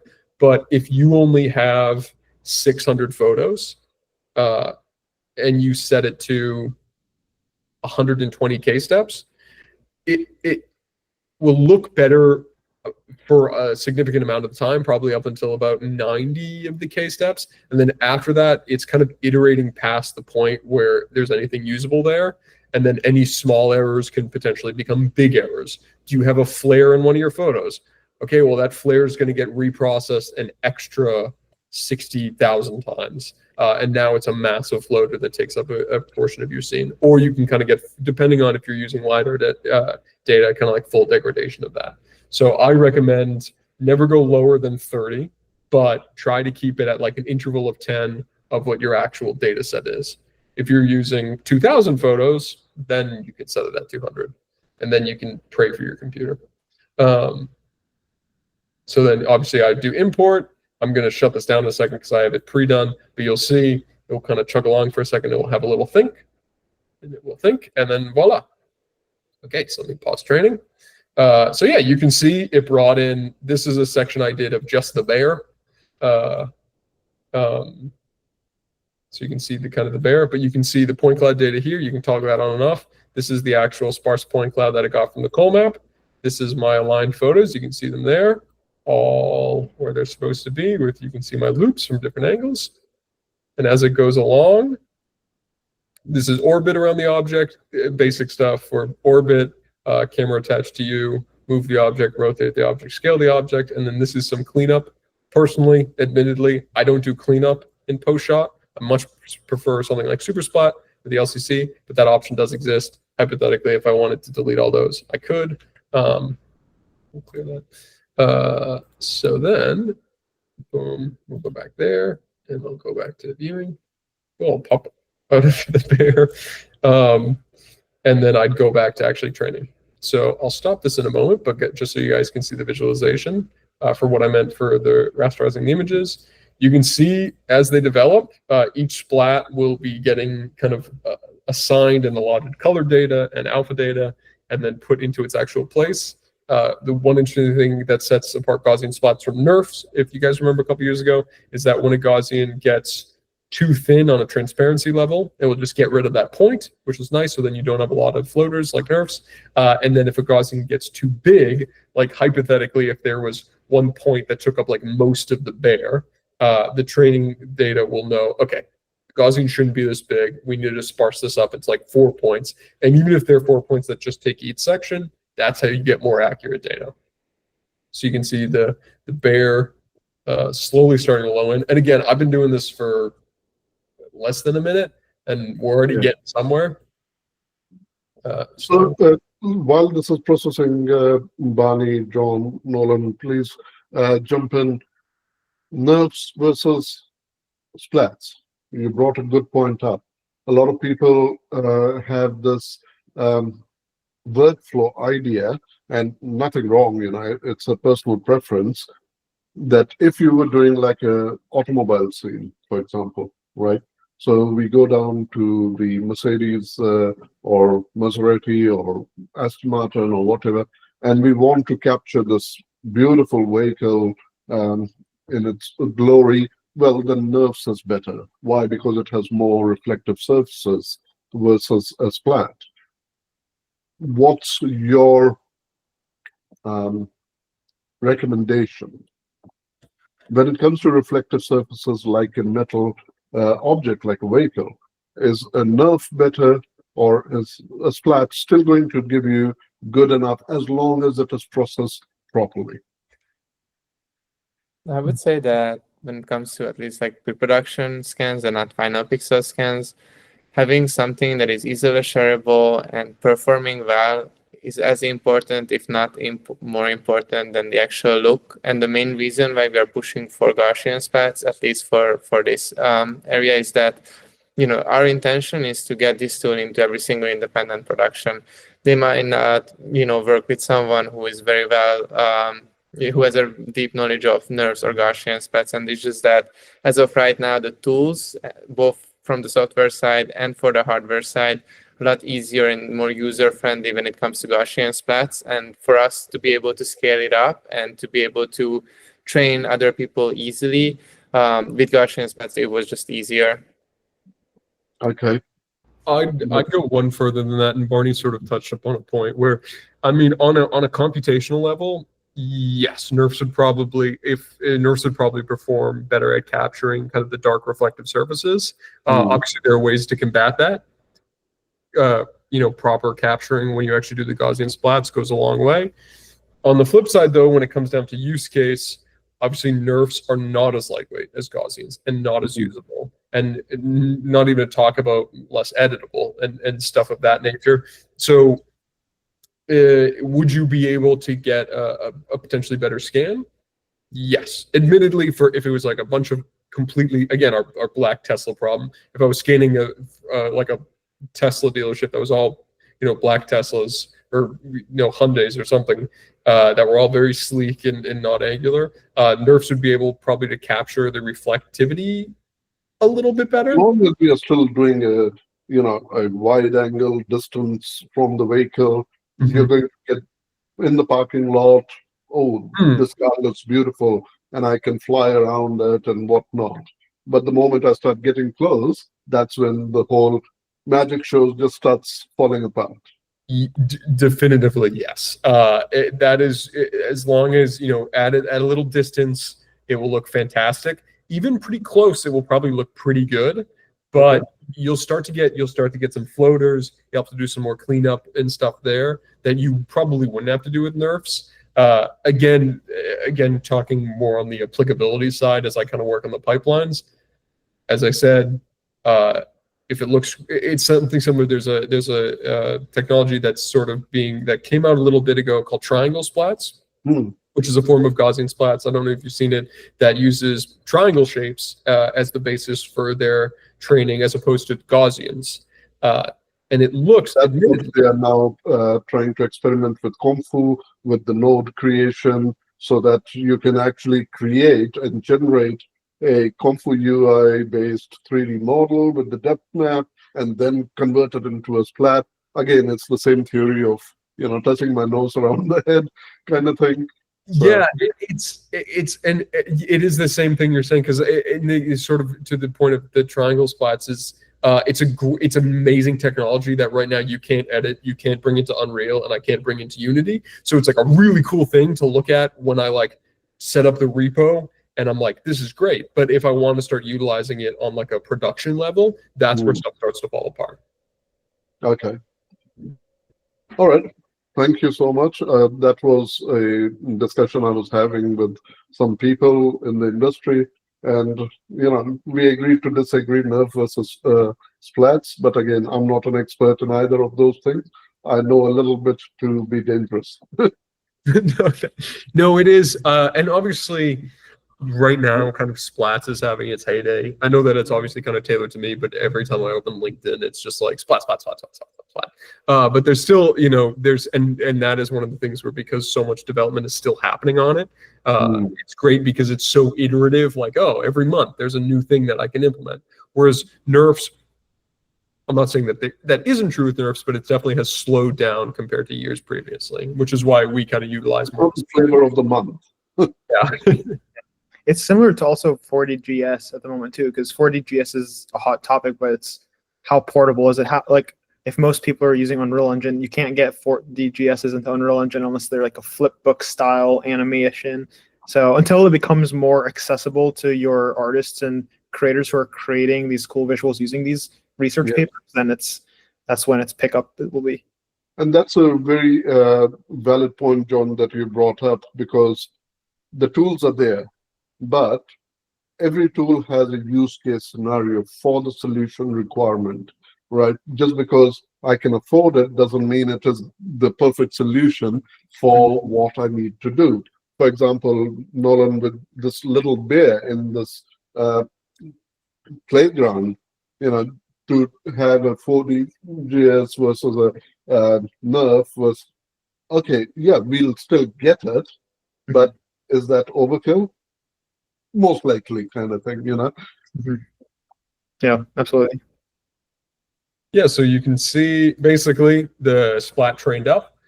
One thing that you can see is areas that I didn't point my camera. Obviously, I was pointing at the direction of the actual playground itself. But you can see once I get past the view of my camera, it falls off. Like, that's why it's so important to do proper captures. If you don't capture your angles, it's going to interpret as much as it can. Obviously, it kind of caught some of this side from my photos from the back end. But as I go up, it's going to start to degrade and fall off. The one good thing for when you get proper capture is that it's not completely dependent on the exact angles that you used. You're still able to, like, quite obviously, I didn't stand up here and get the bear from this height. Let me just kind of pop that for this height here. But because I have data from the side and from a little bit of a higher angle, it's actually able to fill in that data with the Gaussian so that it will still look good at this angle. Another thing you might notice is this. Obviously, this is just I didn't capture it. This area right here, you see how this is kind of like very jagged. This is actually very, and it's sort of a problem reason that I wanted to actually capture, which sounds counterintuitive, but it is essentially because I have massive wind sails above me that are moving and creating moving shadows. So this is a big caveat with Gaussian splats that we have to explain to people is, if you have a lot of moving shadows, it means that some images won't have the shadow in it and some images will. And then you'll get these kind of ghosting features that you wouldn't. That's the same problem with motion blur, so to speak. Exactly. And so is there a way to fix that or kind of get rid of it? There is. So, yeah, actually, just to hop into that, which is, sorry for the double tab. You can see, so this, I brought this into Supersplat. This is one of a couple of preferred cleanup methods that I like to use for Gaussian splat. Supersplat's nice because they have some really nice backend stuff and code that's available. So one thing you can do, I'm going to do this super quick, so it's not going to look perfect, but I'll show an example of it. Come on. Is if I was to take I'm actually choosing my selection box for something like the Gaussian splat. And then boop, we'll take this down to 3 and 3 and 3. And then if I was to go and select, hypothetically, again, this is going to look a little janky. I would do a lot more feathering and stuff if I was actually doing it for real. But if I was to go and take this section, let's say, and add, come on, and then add, and then delete this, because I didn't like the shadows there. Then I was to go over to this section that I very much think is a good capture. It doesn't have a lot of shadows. I'm just going to add, select, duplicate. Perfect. Then I'm going to take that and sneak it over here. And you're going to see, so one of the things and why it doesn't look great immediately is you're seeing basically through the splat, stuff that when it starts to render level of detail, you won't see. But very quickly, you can see that I would take a couple different sections and merge them together so it wasn't super obvious. But I'm able to, if you ignore this little section for now, this is pretty smooth, and I can do some feathering and some cleanup with some color here as well to make sure that it looks the same, and essentially go through and mold around the actual shadows that you can see. There are other ways to do this. I could have edited this out in the photos themselves when I started. I could have done this in the photos. I could have done this in the point cloud and just not have it train that section. I could have built this separately. But in this case where I've already done all that and it's baked in, this is like sort of a quick and dirty solution where you can go, oh, okay, I just need this floor to be a similar thing. Obviously, this does not work for everything. If there's something that just doesn't exist in your space as a secondary object, and the first thing is broken, you'd have to make sure that you do better capture. You have to make sure you have better lighting conditions. You have to make sure it's not occluded, all stuff that we talked about in the capture process. But for something as simple as this, like shadows, it's just a matter of actually editing the splat. So you're taking splats from a different section and bringing them over here. Again, I'm using Super Splat. There are others, and we can link them. But I find that Super Splat is definitely the most performant for what I'm doing. As you can see, I was testing actually a bunch of different levels of splat. They're all about 4 gigabytes, and it's not having any massive issues. You can see a little bit of pop in there. Nothing too terrible. And then, so for novices, basically, it's like using the magic brush tool inside Photoshop, or you marquee a particular area, Control J, duplicate, and put it over another area to hide imperfections. But it has limited use case scenarios. Only if I'm not going to be changing my view framing, then it's going to work. Yeah, and to talk a little bit about the use case as well, why sometimes we do this in production use cases is we'll do captures for different studios where they want a location or an office space captured. And let's say they didn't remove the furniture out of the capture when we did the capture, or there's a pole that they want to use as a background, and there's a pole that's occluding kind of part of the backdrop, and they want that pole completely removed. When you do the capture, you're not capturing the points that are underneath the couches, underneath the tables, underneath the furniture, if they're low to the ground. And same with the pole. If we wanted to remove a big pillar out of a entrance of a lobbyway, we can remove that pole, but then you're going to get a hole in the ground. So because a lot of the use cases for some of these captures that we're doing now are plate backgrounds for capturing like talking head interviews, that's going to be on a LED wall where you're going to add a touch of depth of field, where you don't need that super high fidelity on the clone stamp, but the clone stamp gets you 90% of the way there to be able to replicate the floor, especially if it's a repeating pattern like a wood floor or tile pattern. That kind of gives you that flexibility to remove objects post capture as well. Yeah, and you're absolutely correct. For example, if it's an interview in front of a LED wall, and let's say you and Nolan are sitting and I'm the DOP. I mean, I'm a big fan of going long. So I'll start with an 85, and then frame both of you for a more, okay, we are really discussing something really important here versus, okay, we are a bit more relaxed. I'll drop it down to about a 65.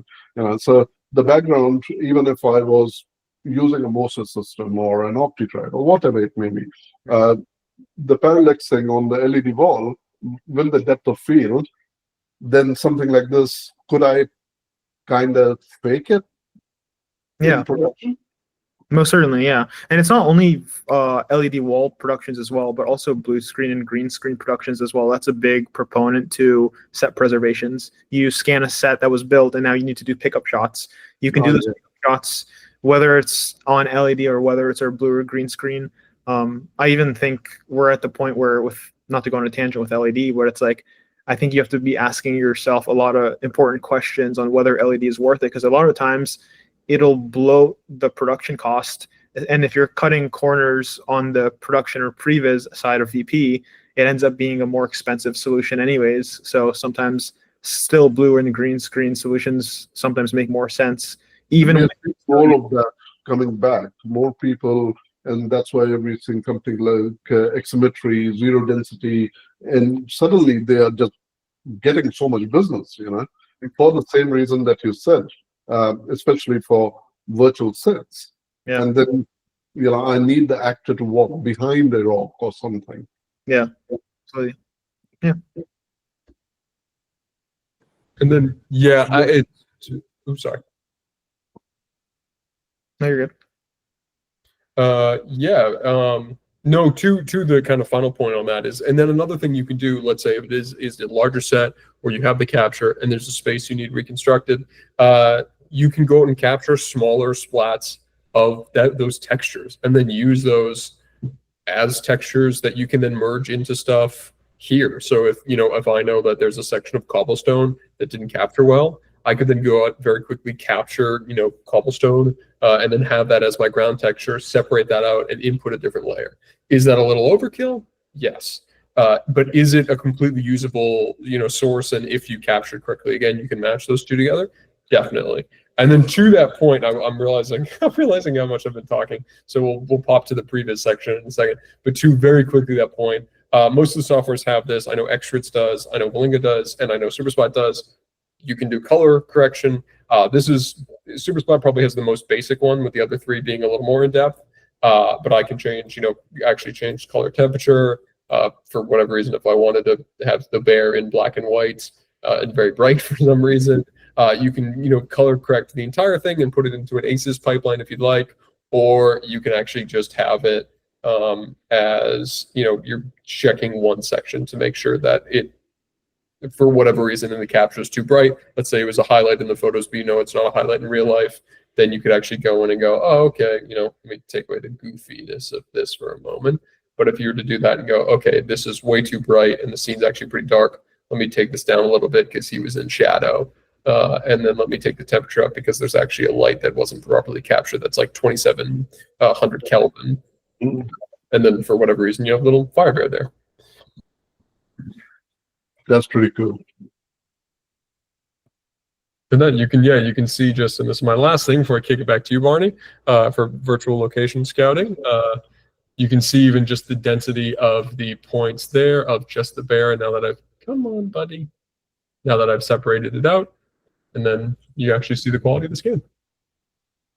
Wonderful. So in post-shot, when you brought the splat in, and it's done the training and you've got this, let's say the shadows, everything is perfect and you're happy with this. So at this point, it is production ready, or would you say it is still raw data? Personally, I would still call it raw data. I would probably take it into a couple of things that I would do additionally if I was taking it to LCC or SuperSplat was, if the sky like this was just like a normal kind of outside day, I would actually take out all the splats of the sky itself. Let me zoom out really far. You just answered my next question, because personally, I love using ultradynamic sky for the fact that I can, the variables are exposed, so I can actually connect real open weather data to GPS tag exactly the location and, the star maps and everything else in the blueprints. So that is my go-to, ultradynamic sky. I've never been happier buying an asset on Unreal Engine or Epic Games. Yeah. Yeah, no, it's yes. I guess I think what you're getting at for when I was talking about like taking out the skies, yes, it's that. It's I would like to actually have an interactive sky that is going to be realistically casting stuff onto the scan that you have.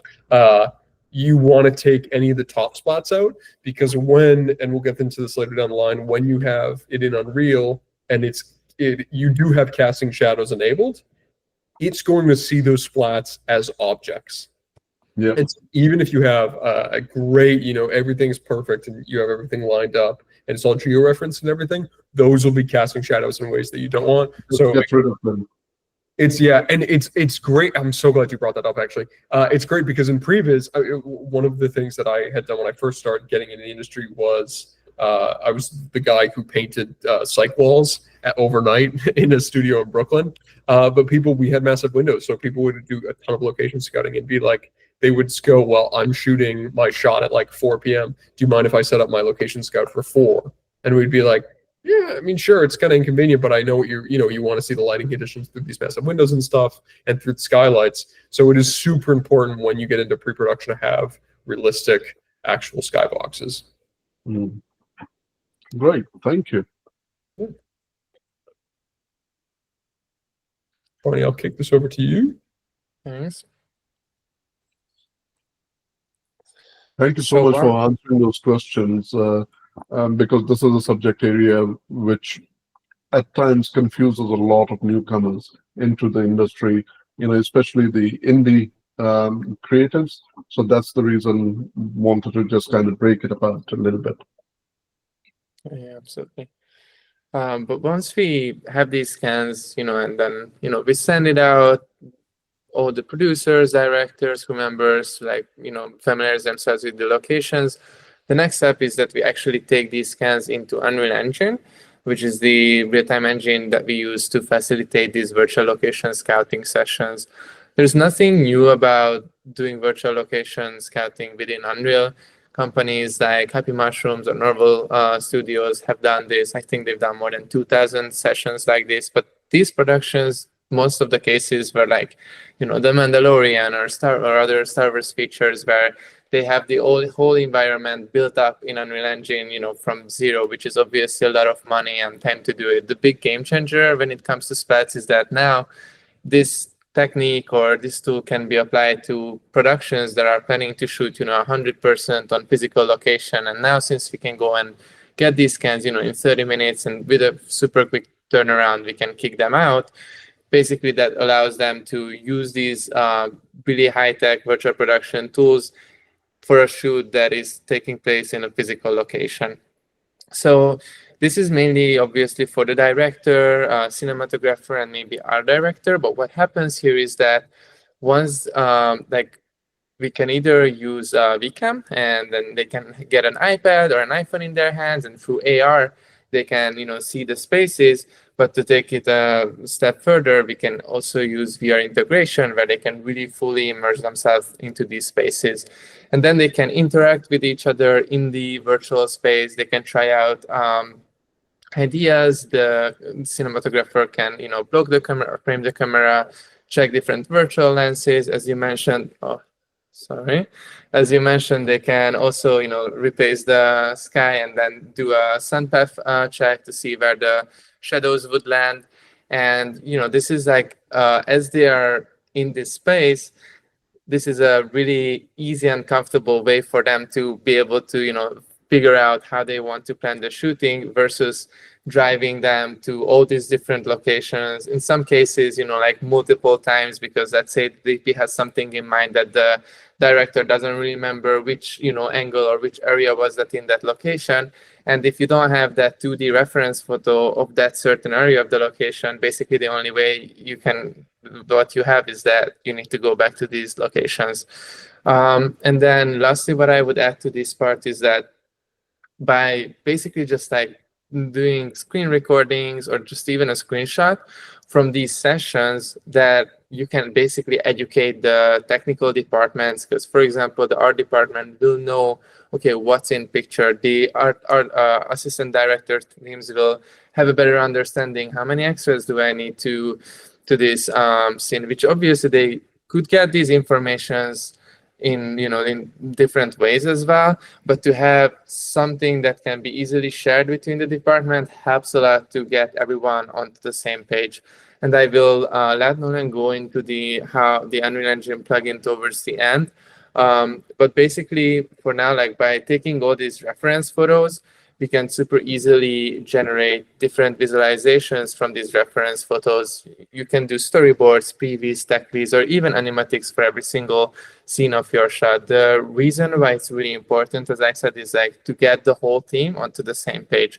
Once you plan everything out to this degree, the chances that something will go wrong on the day of the shoot, which is the expensive part of the shooting, is much lower. Once you can reduce your risks, that also means that most probably you can reduce the contingency in your budget. That obviously led the productions to spend that part of the budget to other stuff that can be on the screen as well. And as like two nice extras is that by using these real environments for visualization, or as for storyboards, if you are doing it at an early stage during development, this is a great tool to have your pitching process, because you can really set up the scene and you're not just showing drawings, but like actual real setups, and you can really, as a one-man show, plan out what you want to what you want the audience to feel, and it helps the pitching process. And in addition to that, for VFX companies, sometimes they're complaining that the bidding part is like at a later stage of the production, where they are rushed and they don't have that much time to send out the budget or to have a really deep understanding of what is required from them. But by having these detailed visualizations, it helps the VFX companies as well to do the bidding more precisely at an earlier stage of the production. For example, in this scene that we use as an example, you will know that, okay, if you don't want to see that the end of the street, you will have to put a blue screen there. But now this picture can educate the VFX departments on like, okay, what is the scope that we need to think about? It's not just, a 2D drawing or maybe the director trying to explain it, but they can see it with their own eyes and really understand what is required from them. And I think coming from post-production and VFX background originally, you see, personally, my workflow inside Unreal Engine when I'm doing films or anything is I'm actually operating as an on-set VFX or VFX supervisor, sorry. So, like, for example, what you've shown, hey, this is where the blue screen should be. So I'm already blocking it out accordingly. I'm taking actual camera lens and sensor information and actually setting it up in the virtual VCam cameras. And I'm actually framing those shots as the director of photography has come up with the storyboard and everything else. So I know exactly, hey, this is where the smoke is going to go, or we have to create a model of a burning car, or, and then we have to have chaos or this or that. So now this is where production industry is starting to understand that we cannot do this as an afterthought. We have to do it in pre-production, right? Post-production was always an afterthought. Oh, we want this done, but we have no budget left. So can you please do it? But now post-production is coming into the pre-production with this pre-visualization techniques that your organization is actually showcasing others. So well done. Exactly, and again, it like helps everyone be at the same page. Like the normal, it happens so many times on the physical production I was part of that. The producers or the director does not necessarily understand what they are asking from the VFX department. So sometimes the mentality is that, oh, okay, we can just fix it at post. But if they can be involved at an earlier stage and having these visualizations, they can be like, yeah, okay, we can do that, but that would mean that maybe it will end up costing double the time, like double the money there versus fixing it at the actual production, which obviously will make the producer be like, oh, okay, now I get it, so then we have to fix it. So it just like helps the communication and the decision making process a little bit, or at least that would be the intention. And then thanks to, we touched a little bit upon that, the SLAM scanners from XGrids that we are using, they have built-in LiDAR scanners as well. And that allows us to do centimeter level accuracy measurement. And this is something that technical crew departments can rely on. As you know, like a big chunk of our department's work during pre-production is that they have to drive back and forth the production office and the different locations to take all these measurements completely physically or manually. Like if there's a poster that they need to cover because of legal issues, they would have to go and take the measurements. However, with this tool, they can just stay in the production office and do all these measurements completely virtually. And not only that, but by providing some kind of software solutions for them, they can, extract these measurements, export them, share it easily, but also they can do spatial annotations and really or even use these scans as a blueprint for a set construction as well. And Bonnie, could you just repeat the name of the camera system that has the LiDAR built in? Yes, so the brand is called XGrids. They are not the only SLAM scanner company, but from our own experience, they are definitely one of the best, if not the best ones. And they used to have two models, the L2 Pro and the K1 Pro. Both of them does measurements and splats, but they have recently just announced their new model, which is called Portal Cam, that can do much better quality splats, but it's a little bit lacking behind in accuracy. So that one is mainly for visualization. By the K1 and L2 Pro is much better when it comes to taking physical measurements as well in the scan. So essentially what you're saying is because we have actual physical measurement, let's say, of that archway, now with that measurement, we can take it down to our 3D modeling team or CAD team, and they can actually construct it into whatever shape they need, and then we can just do a set replacement in the virtual set, essentially. It depends on what is the use case. If we are sticking with a production that wants to shoot 100% on physical locations, then in that case, they not necessarily do a 3D model. However, maybe they are going to, like, for example, this part, they will put something like a sign here and physically. But to be able to do that, they need to know the measurements. And now this is a tool for them to familiarize themselves the measurements without them having to visit the sets. Perfect. And then very lastly, which we didn't, not like our focus is environmental scans. However, when it comes to object scanning, that is something that prop department and set deck department can also use as a tool. Obviously, it can be a bit more complicated, or if you want higher resolution, you will need a handheld laser scanner. However, if, again, the intention is we are doing a physical shoot and these objects are not going to go into the virtual set, or are not going to be displayed on a LED volume or on a green screen, you can even use your iPhone, and by now there are many apps like Polycam or Reality Scan, and you can do a really quick scan of these objects, and by uploading them, you can basically let the director or the creatives to take a look at these objects at an earlier stage, and they can provide feedback to the person who are actually working on these objects. And this is basically, again, a tool to speed up the communication and the better way for the director to give direct feedback, because most probably if the prop master gets the feedback in time, they can, make changes, versus the traditional way where you are waiting till all the props are done and you are doing one big showcase where the director only has the option of whether wanting these props or just skipping them altogether. And that's, again, if you don't need super high quality, even with your iPhone, you can get these object scans as well. And then furthermore, just some other supporting departments that can rely on these scans, mainly because of the measurements, are mainly the location. It happens so many times that, maybe they have not considered what is the ceiling height, and they brought in a camera rig that could not fit in.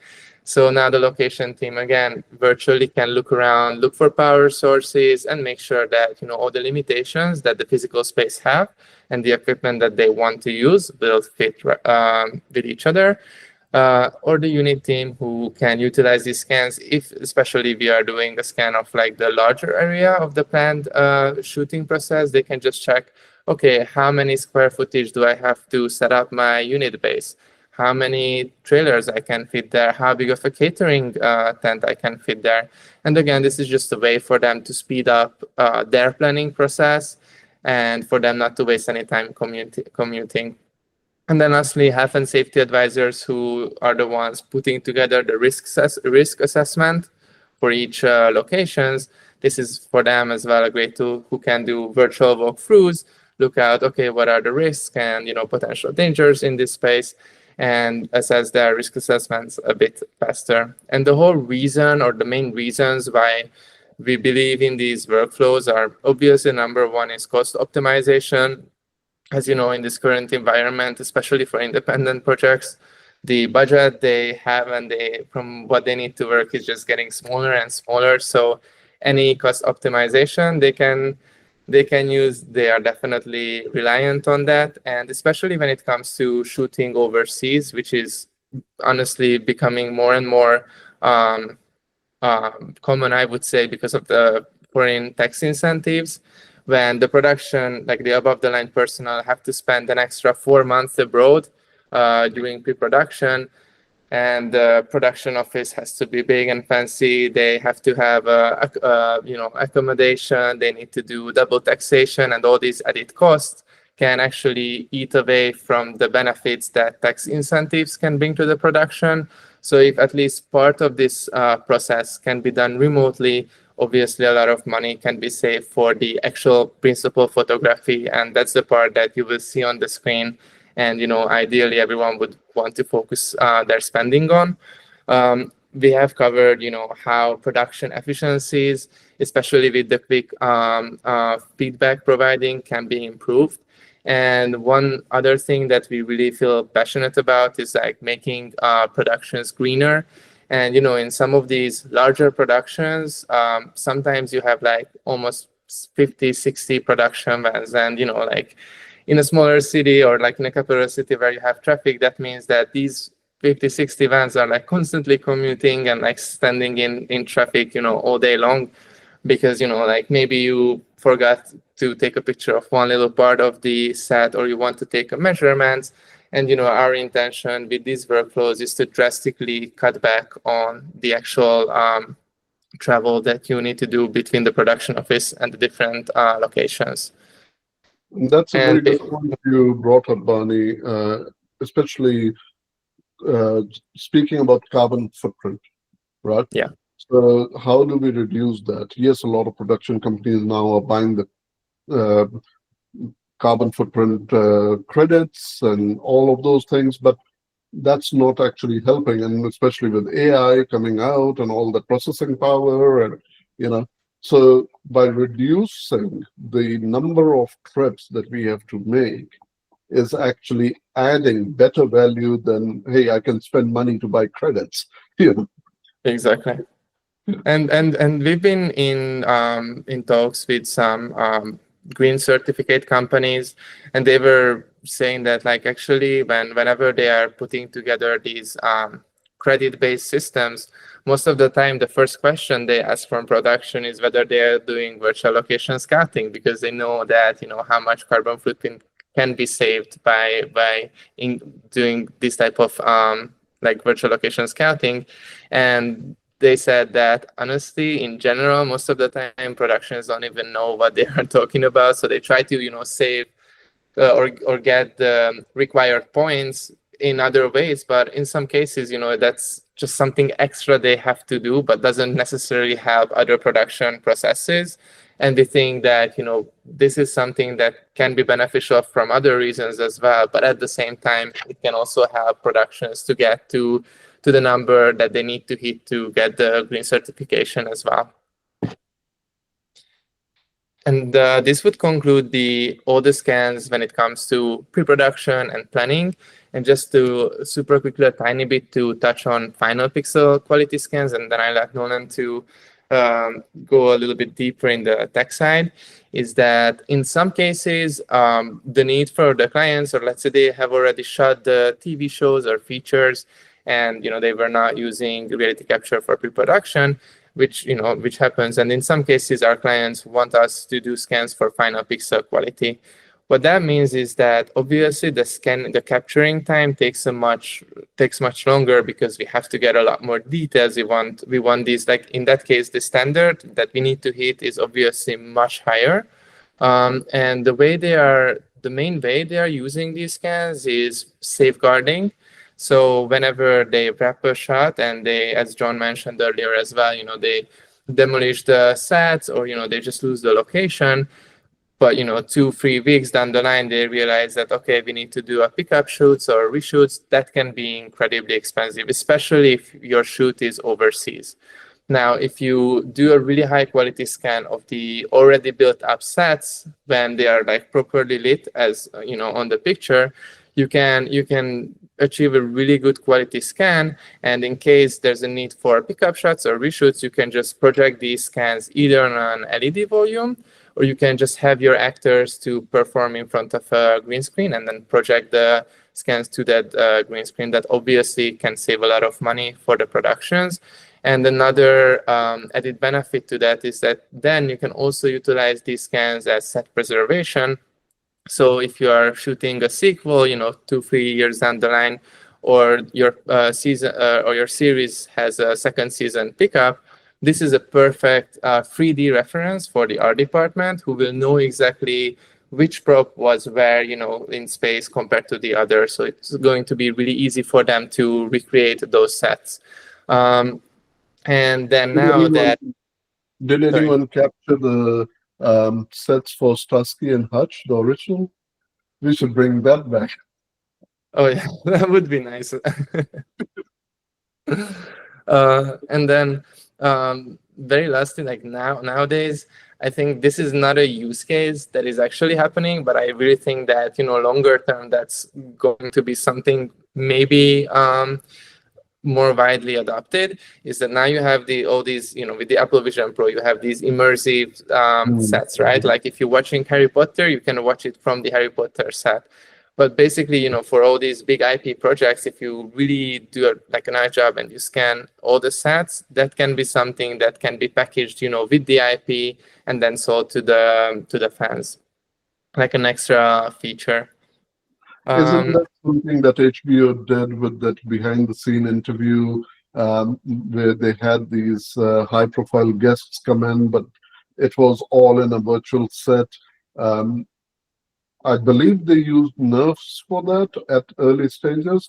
I'm trying to remember, but they did something like that, and that went viral. That wow, okay, people are walking through these sets, but they're actually in a studio. It was basically a psych wall, and the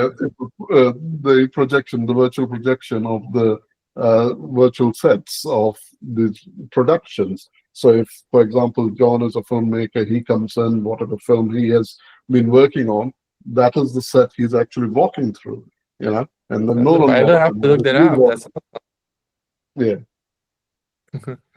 And I guess just a very last aspect for these final quality scans, that another way how you can utilize these scans for production purposes are for locations that are either hard to reach or dangerous for whatever reason, or if you want your scene in like a natural park that is protected, maybe it's not ideal to have 100 people crew working there 12 hours a day. So in these cases as well, scanning these locations and then bringing these locations into like a safe and controlled area that is safe for the crew, safe for the environment, and so on, can be a great solution as well.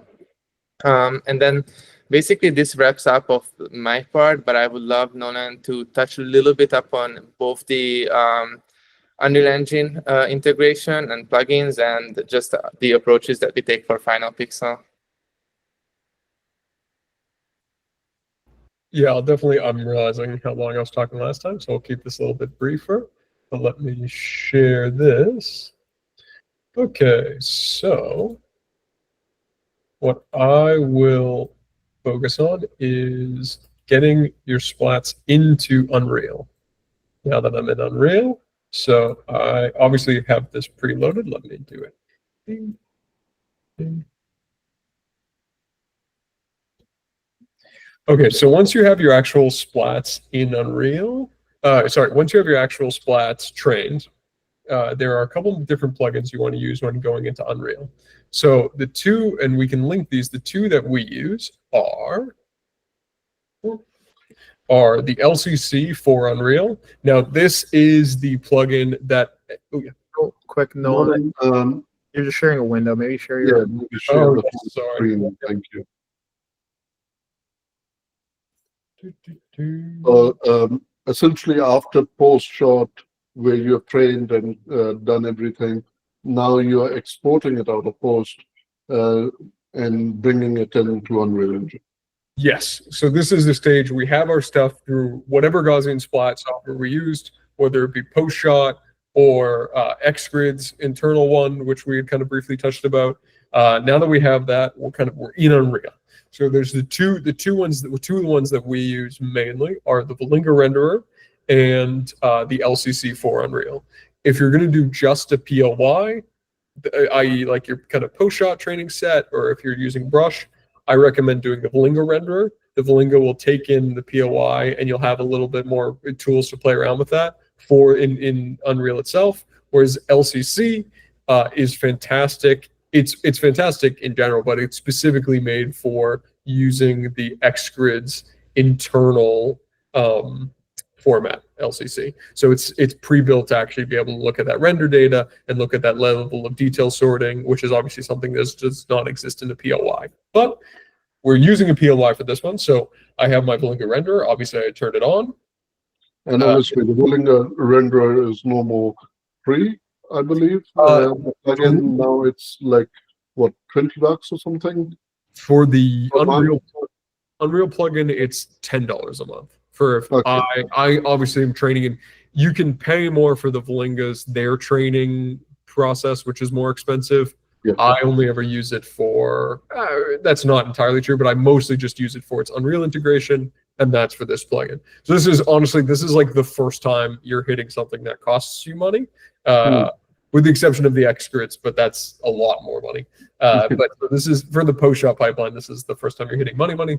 So that's the Valinga renderer. So once you have your Valinga renderer, I set up just a basic map. This is kind of the template that we have. You want to drag in you can see I have it here. Mine is from a more dense one that I was working on, which is why you can see all the iterations that I was working out. But this is from Xgrids, but it's a POI. So I'm going to take my point cloud and then just drag it directly into whatever folder you want to. I just dropped it in my maps. Usually, just for organizational purposes, I prefer to do it in like ingest so that it's there and it can be sort of there. Depending on the quality of your computer, it will take a little bit to import. I think the most I've ever experienced is like 7 to 10 minutes, and that's maximum. Usually it's like a minute or two. And then once you do that, you'll see if you have the plugin actually activated and working properly, it will come in as Envol asset, not Niagara system or POI. You want it to make sure it comes in as an actual Envol asset, so you know that it's seeing it as a Gaussian and it's actually looking at those 16 columns of data that make the Gaussians actually appear. So once you do that, you're going to drop that in. Obviously, pre-drop that in. That's this point cloud right here, and voila. So obviously, this is a little blown out. I'll show you why in a second. This is a scan that I did one morning of the New York City Central Public Library. I very much like this area. I'm a big fan of the Ghostbusters. And this is a very cool building that I like for the architectural purposes. So you drop it in, and as you can see, it's pretty performant. And let me show you guys the project settings. So now that I actually have it here, hello, project settings. Oh yeah, there we go. You're going to want to go down to the Valinga plugin menu. Boom, Valinga plugin menu. I'm gonna put you. Will you let me drag you into the thing? You will. Cool. So if you kind of pop this over here. So this is the actual Valinga plugin settings, and this is what you're going to be changing for the most part. And this is what I'll focus on. Obviously, there's a lot of Unreal practices that you should do before this to make sure your project is set up properly. That's not specific to the Gaussian splat pipeline, so I won't really get into that this time. Definitely the preference would be when you're setting up your template would either be just for ease of use if you're doing virtual production, if you use the in-display template, if you use a blank template or the virtual production template. I would not recommend using any of the game-based templates just so you don't get into any map errors and issues. Once you get into the actual Valinga plugin here, you can see this is what's doing. This is kind of what what gives Valinga its special sauce, which is its additive lighting. This is something that not a lot of plugins do as good as Valinga, in my opinion. And that is the different methods it has for additive lighting. So it is actually generating normals for each splats, which is the way it does its lighting. This is obviously overexposed. You can see here, yep, that's lit. The ambient light is what you want to control to give an ambient light to the actual scene. Again, relatively straightforward. I'm going to turn this all the way down just because I have some lights in here. I prefer method 2. Method 2 is the normal, especially for stuff that comes out of XGrids. It's the normal generation that I have found to work best. I found one unusable for obvious reasons. That will become apparent when you open it as well. 3 and 4 are currently in development. You can see some issues there where they're technically more realistically casting shadows, but that obviously doesn't matter. And then method 4 is fantastic, but it doesn't really take in any other bounce lighting. It is you get what you get. So I would recommend either using 2, which relies on ambient lighting more, or method 4. So we'll use method 4 for this one. So you can see very quickly, I chucked in some basic point lights into my scene just above where I know there's little lights there for the hallway. This is something, as you can see here, a thing that you're going to get in Valinga that you're not going to get in LCC when you take them in is this front part of the building is lit up. That's because Valinga doesn't natively have any collision, and it's not seeing the direction focus. So when it's generating the normal, it's generating it from all angles. So it's technically a pass-through where it's getting relit from behind. So you're having that error here. That's something you won't see. Yes. We'll cancel that for a second. Well, that's something you won't see in something like LCC, which naturally takes some collisions. Now, it is more work and can hamper your performance for something with Valinga. You can then, of course, I won't do it here, but if you drag in, I also have a mesh out of here. Come on, buddy. I also have a mesh out of here that I can drop in and then make it, the texture transparent, but also casting shadows, which is an easy way that I found is good. So then it's not just hidden in game. And then that's the way you can get slightly more realistic shadows. That, of course, is dependent on the quality of the mesh itself. So if the mesh is very blocky and has a lot of photogrammetry artifacts, then those shadows will be cast for something like the Valinga plugin. So obviously, if you're lighting something that's like this, where it's like the lights are deep in complex architecture, there are ways to get around it, but this is an error that you'll see going forward. But if you're lighting, for example, if I drop some lights and was lighting up the street by a spotlight for something from a helicopter, the normal generation on this is fantastic, and you'll get a very good quality actual relight of the colors and a realistic tone map for it, which I will also get in for the tone mapping of the XGrids in a second. But honestly, for Valinga, it's relatively that simple. Other things you can obviously change are, let's pop this back out just so we can see it. You can change obviously your licensing file for this, which is just if you want to actually do it. And then the alpha threshold for the splats themselves. There's not too much in the actual plugin here, unlike in the XGrids, which I'll show you in a minute. In the actual, I'll drag you back. Sorry, I keep bouncing around between the little sidebars just so you guys can see it. In the actual details panel here, let me go back up to my point cloud. You can see all of the data you're actually able to change. Again, Envol is NVIDIA's internal format, so it does convert to this when it brings it into the Gaussian splat. You're actually able to attach parent. It is, let me find it here. Give me one moment. Yes. So from the post shot, you export it out, and that's exporting it as the PLY file. Yes. Okay. So once you have trained it, simply go File, Export, PLY, and that is what we are actually utilizing the Bolinga plugin to open the wrapper and actually give us that visualization of the trained model. Yes, 100%. And then when it comes into Unreal, it will convert it into its own version of an Envol asset, just so that the plugin can do it. It understands where the point clouds and everything are and apply. Right. Yeah, and the nice thing is it will do it automatically. So if you bring it in, if the plugin is activated and you bring in a Gaussian splat PLY, it will just automatically detect that it's Gaussian, it has that extra data, convert it into the Envol, and it's there. Cool. This is more for again, for the third person.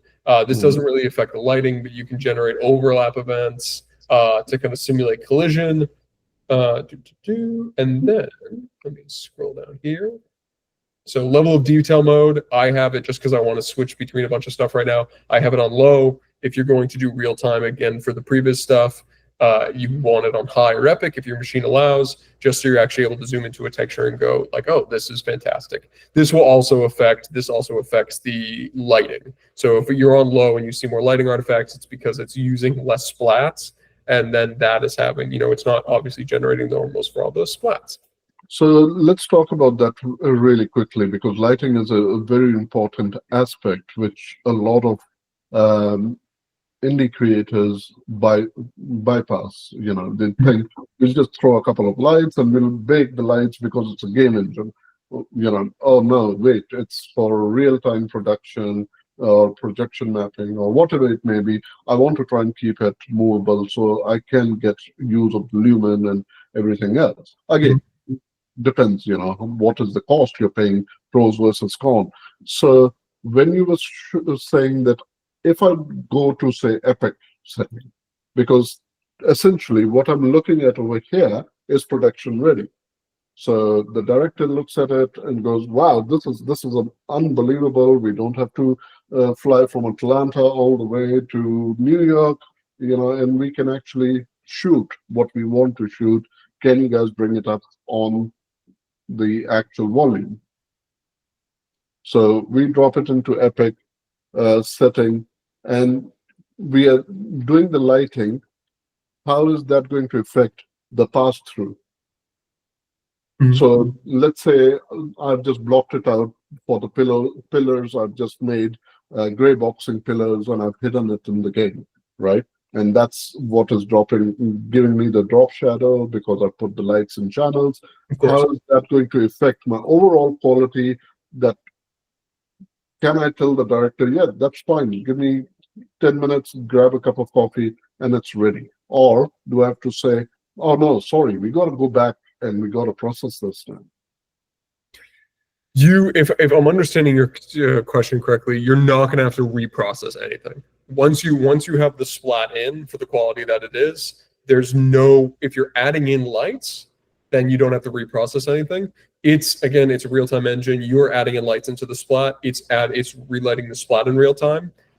The only caveat to that, which we kind of talked about earlier, is if there are extra shadows based on the original splat where you add in a light and the director's like, I know that you shot this during the day, but I actually want this at night with only illuminated by these spaces here. For this, one of the ways I actually kind of counteracted it for this specific scan and why there aren't any harsh shadows is this is done on a cloudy day at like 5:30 a.m. in the morning, so that I knew that it would look good and there wouldn't be a lot of shadows. But in a, let's say, imperfect world, it's the middle of it's the middle of the day and you have a massive shadow from this building that's casted here and the director wants a shadow from above. That would be the use case that I was kind of talking about with the super spot thing, of where you'd go in and go, oh, I actually need to edit the textures. That would really be the only reason that you should ever, using splats, that you would ever be like, you have to give me like a whole second to actually edit this. If it's something where it was captured where there's not a lot of harsh shadows, or you can kind of fake it with some extra lights in the scene, you should, for most of the plugins, it's add in light, add in, you know, something that is collision for pass through, and then you're off to the races. And then just make sure, again, you do your due diligence and your regular Unreal work, so you make sure that everything is still performant. While this is pretty lightweight, this is still one big object that's you know, that's getting rendered in, not all at once due to their kind of level of detail and frustum rendering, but it is getting rendered in relatively all at once. So you do have to keep that in mind if you're going to make a lot of changes and a lot of click boxes, and if you're going to add in a lot of Gaussian splats to the scene, or if you're going to go crazy with, you know, you're relighting every single section, and you've, you know, replaced every single light, and then you decide for some reason that instead of a skylight you want to do like 100-point lights, you know. And I say that slightly jokingly, but situations like that will come up. We did that for Fox DC broadcast set with the National Mall, with the Capitol building actually having 490 lights, lighting it up, and then talk about overkill. But boy, did it look beautiful. No, and again, that's why, like, the joking aside, it is, of course, as we've all experienced, like, it's a real thing where you kind of laugh like, oh, you know, that many lights, but no, that's a realistic ask. So that's something for that specific case. Then there might be a little more of the pre-processing time, but it's still going to perform incredibly well. Okay. Better than having 3D models, of course. Better than, yeah, especially if, you know, one of the things that you can notice here, and obviously because I'm starting to get janky, I pulled this guy out. I would clean up the trees a little bit, but in especially this splat is from months and months ago, and since then the whole industry has gotten better on the processing of trees, and it's able to do different kind of level detail that helps with the trees. But, you know, I don't have to worry about actually, you know, making cards and doing all the tree stuff here and actually running all that out. Yeah, get rid of the trees completely and just chuck in the Megascan trees, you know. 100%, yes. And then you can just swap it with that. And that's something, and I'll show that in a second, of like 3D objects dropped in the scene once I swap over to our Florida one, of like, that still looks good. And because the lighting's, especially because if you're adding lighting, it will really, really blend the two together. Essentially, and if someone's like, how do I make my splats look production ready?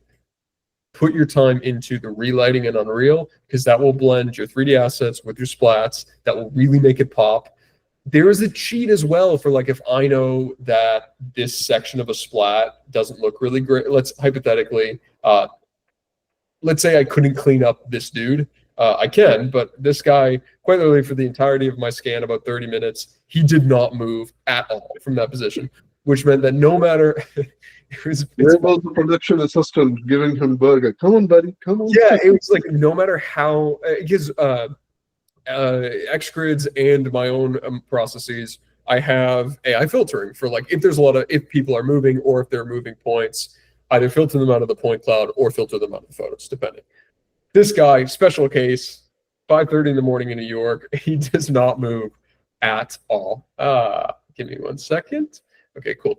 He does not move at all. If that was one man in New York who likes to go and sit on a bench at 5:30. Yeah, and so let's say if that was the case and I couldn't clean them, a quick way to do this, and again, it's why I kind of stress relighting a spot so much, is I would make sure that I add some 3D objects around him and then structure the light so that it would be a less, you know, essentially just hide it the way I would in real life if I was lighting the actual scene as the actual gaffer, which is like, okay, kind of keep that in shadow, put some 3D object in front of him. Again, you'd be able to clean that out, definitely, but in like a worst case scenario where you can and it's day of, and let's say it's less obnoxious as that guy, but more of like someone's like, oh, I don't want this whole section of the street, where you're like, okay, we'll do this, we'll replace it with some stuff from, you know, Fab, and then we'll put in some lighting to kind of cinch it all together, boom, and then we send it off. To that point, as I go into my other map, let me load this in. This is Church Street in Orlando. This is a very interesting little cross street that looks like an old saloon town. This will just take a second to load in. Perfect. This is now utilizing, and this is something I'll get into, this is now utilizing the LCC XGrids viewer. So obviously we captured this with an XGrid scan, so we were able to actually use the LCC viewer itself for this scan. And you can see, let me put this into, let me just kick, and then boom. This is one of our kind of, we set this up as a little previs. You saw this in Barney's photos. That's obviously not there. These are all 3D models kind of merged with some of the splats. That's a 3D model. Obviously, the cartoony cowboys are a 3D model. But you can see that when you actually light it and you make sure the light sources are coming from the proper places. Like this is just point lights that I put into the center of the Gaussian splat. Like that's a splat, added some bloom, and that looks pretty realistic. That was something I didn't even need to add in 3D assets for or relight in that capacity. But if I am getting a little bit ahead of myself, and I apologize. For something like that, this uses the, boom, you can see I got a lot of stuff in there. Perfect. This uses the LCC. Let me pop this in. There we go. So I don't have to dig through it here. So this is actually using the LCC plugin. Again, this is through XGrids. This is their .lcc format. This is great because it comes with pre-rendered LOD. So one of the cool things about this plugin in particular is, I can show you here. I know I'm going a bit long, so I won't go too crazy. So again, the PLY file, you're simply bringing that same file out of sorry, I've just forgotten the name. Shot, yep. And instead of Molinga, this time you're using the LCC for proprietary plugin, and that is what is processing the NVOL file. Yes, right? There's a level of caveat to this one in particular is obviously I'm using a scan from an XGrids device just because I want to show you that plugin. There's now in the panel, you can convert, there it is. You can convert the POI to an LCC. So in that case, you bring it in, you convert POI to LCC. Once that's successful, spawn and rendered, as it says there. Again, the way that the POI, the LCC sets itself apart, there's a number of ways, but the one way that matters to us a lot in Unreal is when you get to right here, is that it is automatically doing distance-based level of detail, which is really nice. And it has it kind of pre-built into a matrix. You can see that for range for level. So this is in meters. So 15 meters to the highest quality, et cetera. And it will actually sparse out and subsample your splat itself so that far away, it's rendering a version of the splat that has not less splats. One of the things to keep in mind for this is a little trick. If you're hypothetically, you want to set up a shot in the New York Public Library, you're using the LCC plugin, and it's pretty far back, like it's far back from the New York Public Library. So far, in fact, that you're verging onto like the 110 meters thing. If you're using the LCC plugin, it will give you a lower level of detail on that. So you'll be wondering, especially if you haven't kind of looked in the matrix, because it's pre-rendering your detail, it will look worse. And sometimes you won't be able to put your finger on it. In those specific circumstances where there's nothing closer and you're not going to chug up your machine and it's a very open field or open area, then you can move this down. So index to 0 goes from 15, goes instead of 15, goes to 101, goes to something like that. So you're actually trying to render all of that in the highest quality possible, knowing that that's something that won't chug up your machine because you're in a really open area. If you have a massive machine and you just want to render everything at that level anyway, hats off to you, you can do that as well. But the use case is more for, we had a specific example where we had scanned this massive environment in room, and it was like in Valinga, it looks great from that far away, but in LCC, what is it? And it's honestly, it's ironically, I should say, that one of LCC's best features was causing that issue, which was at that distance, they were assuming you wouldn't be able to see it. So that's one of the big things to note in the LCC plugin. Obviously, there's a lot of documentation about it, but I'll just go over the stuff that kind of can trip you up and will matter most. This is, as I said, similar to PostShot. Everybody has their own anti-aliasing software. The default one, especially for previs, is the best that we found. So that's the fast approximate anti-aliasing. I've played around with the super resolution. It's pretty I would good. have thought the central arc would give you a better resolution. Sorry, repeat that? I would think that the temporal arc anti-aliasing would give you a better resolution current, wouldn't it? It does, definitely does. If you're doing it, so for the previs that we're doing, where we're moving live, and I want it to be accurate quickly, that's why. But it just makes it much heavier. Yeah. Yes. Okay. So definitely, but if you're rendering out of, there's a couple companies down in Australia I know who render splats out of Unreal, and that's why they have everything jacked for their anti-aliasing and for all of their settings, where they're obviously, and we've done a couple projects like this, but as most of our stuff is real time, if you are not worried about real time, please bring it to temporal. Please max your please max the usage. Set your distance as far as it can for that first one, because if you're not worried about actual real time and you want to just take the time and make sure the render looks good, that will be the steps that will make the actual render out of Unreal look much better. Okay. But if you're for a game environment, let's say, or for pre-production like we're doing, you want to do fast, you can set this for yourself for just, CPU usage. This is kind of basic stuff that kind of applies to everything. And then I'll come down to, so this is the actual level of detail, as I mentioned earlier. And this will be kind of the sort and frequency for that level. So what you actually want to pull from and what quality, what amount of fall off you want for the quality. And then there's nothing, I want to keep this as frustrum. This is, it's actually previewing and loading in a frustrum of what the splat is. If you wanted to do circle, you could, but I don't find that really, for our virtual production kind of workflow, I don't find that super helpful. Though I guess for a game environment where it matters very quickly all around close to you, that would probably be better. And the LCC plugin from XGrid, is that open source for the community, or is it a paid plugin? It's free and you can download it and that's open. Their hardware and software obviously is not free. Their processing, their method of processing, the LCC processing system and their studio system is pretty cheap for some of the other stuff going now, and Barney can talk more about it, but it is still relatively expensive compared to the other, $10 and your phone.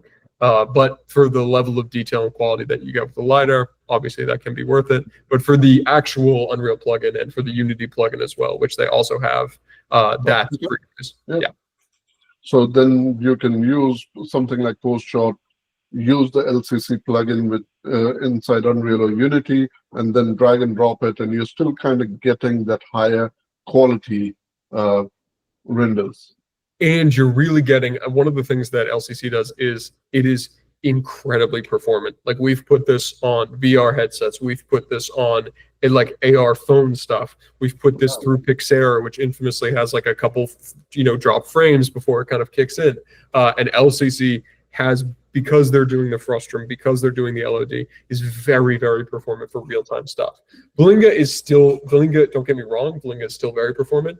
They, by their own admission, don't promise above 30 FPS, and obviously it goes much higher. I average usually about 60, but they specifically say no VR, and we've had some issues going through like Pixar or Disguise with them, whereas LCC is very fast just because of their actual format.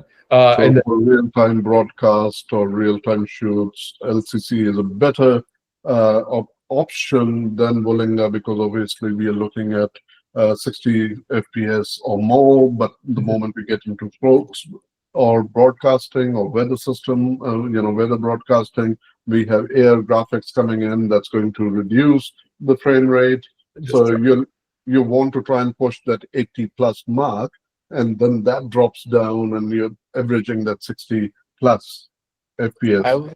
I would also add here that I think it's also, to be fair, I think it also depends on what is the actual environment. So in the use cases Nolan was mentioning, these were larger environments, and for them to have them performant, probably CC is better. But based on the environments, I think there are some use cases where Volinga can be the Okay. better option. And even like Volinga and Xgrids have recently announced a partnership. Even they realize the benefit in each other, and they cohabitate. Like Volinga has fantastic, just the fact that they generate normal so well for the lighting conditions they do for the lighting stuff and for that creative choices. They're a fantastic option, and they're always getting better with their frame rate stuff. It just, again, by their own admission, they do not do VR. They do not do some of the more immersive stuff. And Yet. They said yes. yes. Yes. They currently do not do it. Thank you, Barney. You can know that I'm the tech guy and Barney's the salesman.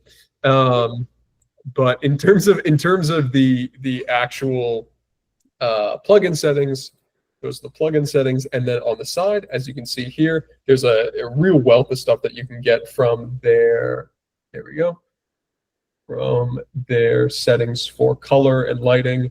So for here, let me bring this. This is less applicable to us, but it's still interesting. Like you can have it as can be damaged.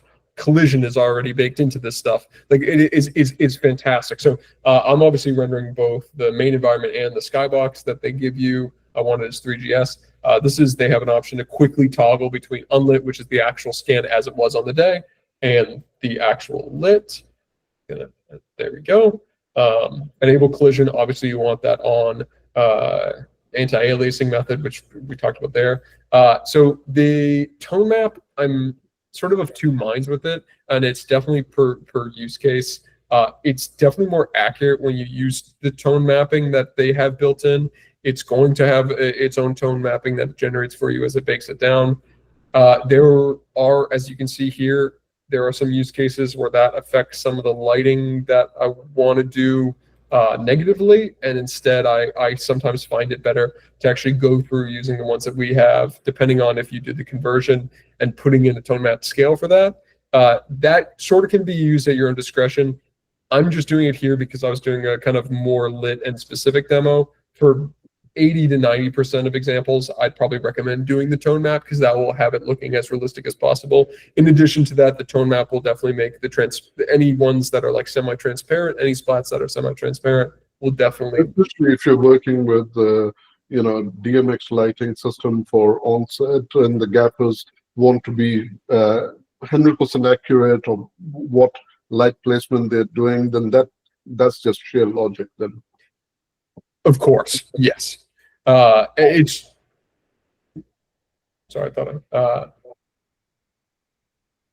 and then they have some stuff. So receive shadows is what you'll actually do. Here we go. So you'll see something I talked about is the receive shadows for Xgrids is basically just using the collision. It's something that you're actually, not having any pass through. It's not doing any, it does a little bit of bounce light as well, which is fantastic. And that really adds an extra level of stuff. If you're on a much lower computer, obviously that will slow down your performance. But for most of the computers, as long as you're on like a 4070 or 4080, you'll be fine. So if you want to load stuff in, there's obviously the convert, which will automatically do it. If you're doing it from Xgrids themselves, you can either do it in the code or you can do actual load here, and then it will let you choose from your LCC. I won't go too into that because I want to have this more as the photo-based stuff. You go down to color. There is one question with LCC overlaying. Mhm. How do they operate with emissive? So say, for example, you wanted a neon light. Mhm. How would that work? Because this already has the collisions built in. Mhm. So technically, if you were lighting it with an emissive light, let's say a neon sign, and let's say you were writing saloon, and that's in neon, and you have it on a time pulse. Mhm. How would this work as compared to the Volinga method?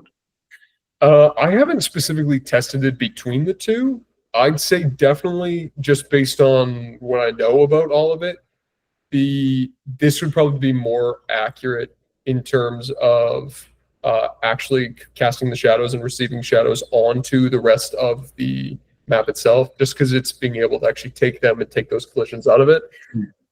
The Valinga plugin, again, this is something where you'll have to ask them in particular, and it's something that they've worked on. I imagine because of some of the pass-through issues that they already have, and because the normals generate from all angles, I imagine that you'd have to cheat it, especially if you're kind of putting it behind transparent glass, where you might have to take that out and then have a simulation of something in front of it. That's probably my best guess. I haven't specifically done that with either of these plugins before, so sorry for the kind of vague answer, but that would be that's good. Yeah. But yeah. This is fantastic. I mean, this is going to save the industry in a way, big time. It's definitely a time saver. It's also quick before I get totally distracted. Other thing I was looking for, it's down at the bottom here, above receive shadows. This has, as you can see, definitely a much more robust color adjustment than SuperSplat does. This was the last kind of main thing of the plugin specifically I wanted to show. So you actually can go in and set your gamma. You can set all of that stuff. You can't. If you want to do an ACES pipeline, I definitely would refer to Valinga and their plugin. They have the documentation for that already there, and they have the workflow for that. And Xgrids does a little bit. I would recommend Valinga, but for all of the color correction that you want to do to actually get it really nice, LCC has a fantastic interface here, which is definitely, as you saw, more robust than some of the more simpler editing splats. To your other point about saving the industry, is I definitely think it enables, at least from a text perspective, I wouldn't think of it, obviously stuff like, and I know this isn't specifically AI, but because of it works on a neural network basis, it's definitely like AI adjacent. Obviously there's like the worry of like, oh my gosh, well now it's displaced all this, like the modeling that would have gone into something like photogrammetry and stuff like that, which we're hyper aware of. Like that is never the intention to be like, oh, okay, throw the baby out with the bathwater. But stuff like this, to your point, it does make stuff easier to do smaller projects, to do reshoots, to save money on cost stuff so that it can be allocated elsewhere. Just the idea of like being able to do more robust previs for both VFX and for lighting on set as well is definitely something that will make the quality of the actual show better. Being able to actually go in and go, okay, this is the area that we actually have, and this is all glass. And I know that an HMI will work like right here, and we can run power from this, and then actually measure it using either Cloud Compare or Mesh Inspector or LCC, and just go, okay, well, I know that this is, such and such 15 meters. We'll, actually level that out and make sure that that's all good for the set. And we need a Dana Dolly that will kind of go down here for 20 meters. That's definitely something that my hope is that will streamline it.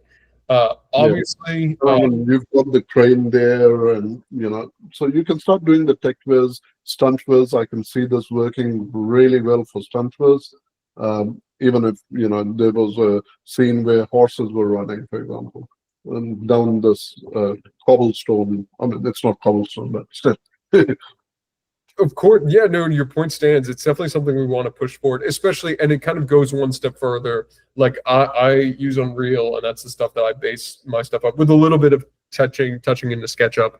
But it is something that we've also, and it's the reason why we went around to doing more of a browser-based platform that John talked about at the beginning, is one of the last, and this is more from like a kind of blend of like salesman and tech perspective, but one of the last like hurdles with this stuff is this, quite honestly. It's like, if I want to give this to a producer or a gaffer, I have to go, okay, so you go into Unreal, and then you download all these plugins, and then you set up the plugins, and you make sure that your tone mapping is correct, and then you go in and you make sure the color mapping is correct, and if you want to add in these light points, do this, but then make sure your skybox is in there, which is one of the things that we were working on in the background, which is hopefully we can get a point where it's like, go to link. Link will look good. I think the answer is going to be, you lost me at the donuts. Yeah, yeah. Or they'll just look at you and just say, please go away. So that is definitely something that we like internally, and why we've been kind of, as I sort of talked about at the beginning, why we've been getting so into all the papers and the GitHubs is we definitely want to make this easier for people. It's such a fantastic tool. Yeah. There's so many applications. There's so many ways to relight it and recolor it and make it performant that just having that kind of block of currently it's kind of behind 4 plugins and relatively robust real-time engine. While it's great for people who are working in virtual production and might be watching Virtual Production Dojo, it's slightly less great when you get into it's like we want to send it to your gaffer. And heavy caveat with not saying they wouldn't be able to learn Unreal. Gaffers are very intelligent, but they might not have the time or want to. I like your legal disclaimer there. Yeah, I know a couple of gaffers who are very large and will absolutely beat me. So I have to put the legal disclaimer. Hey, this has been absolutely mind-boggling.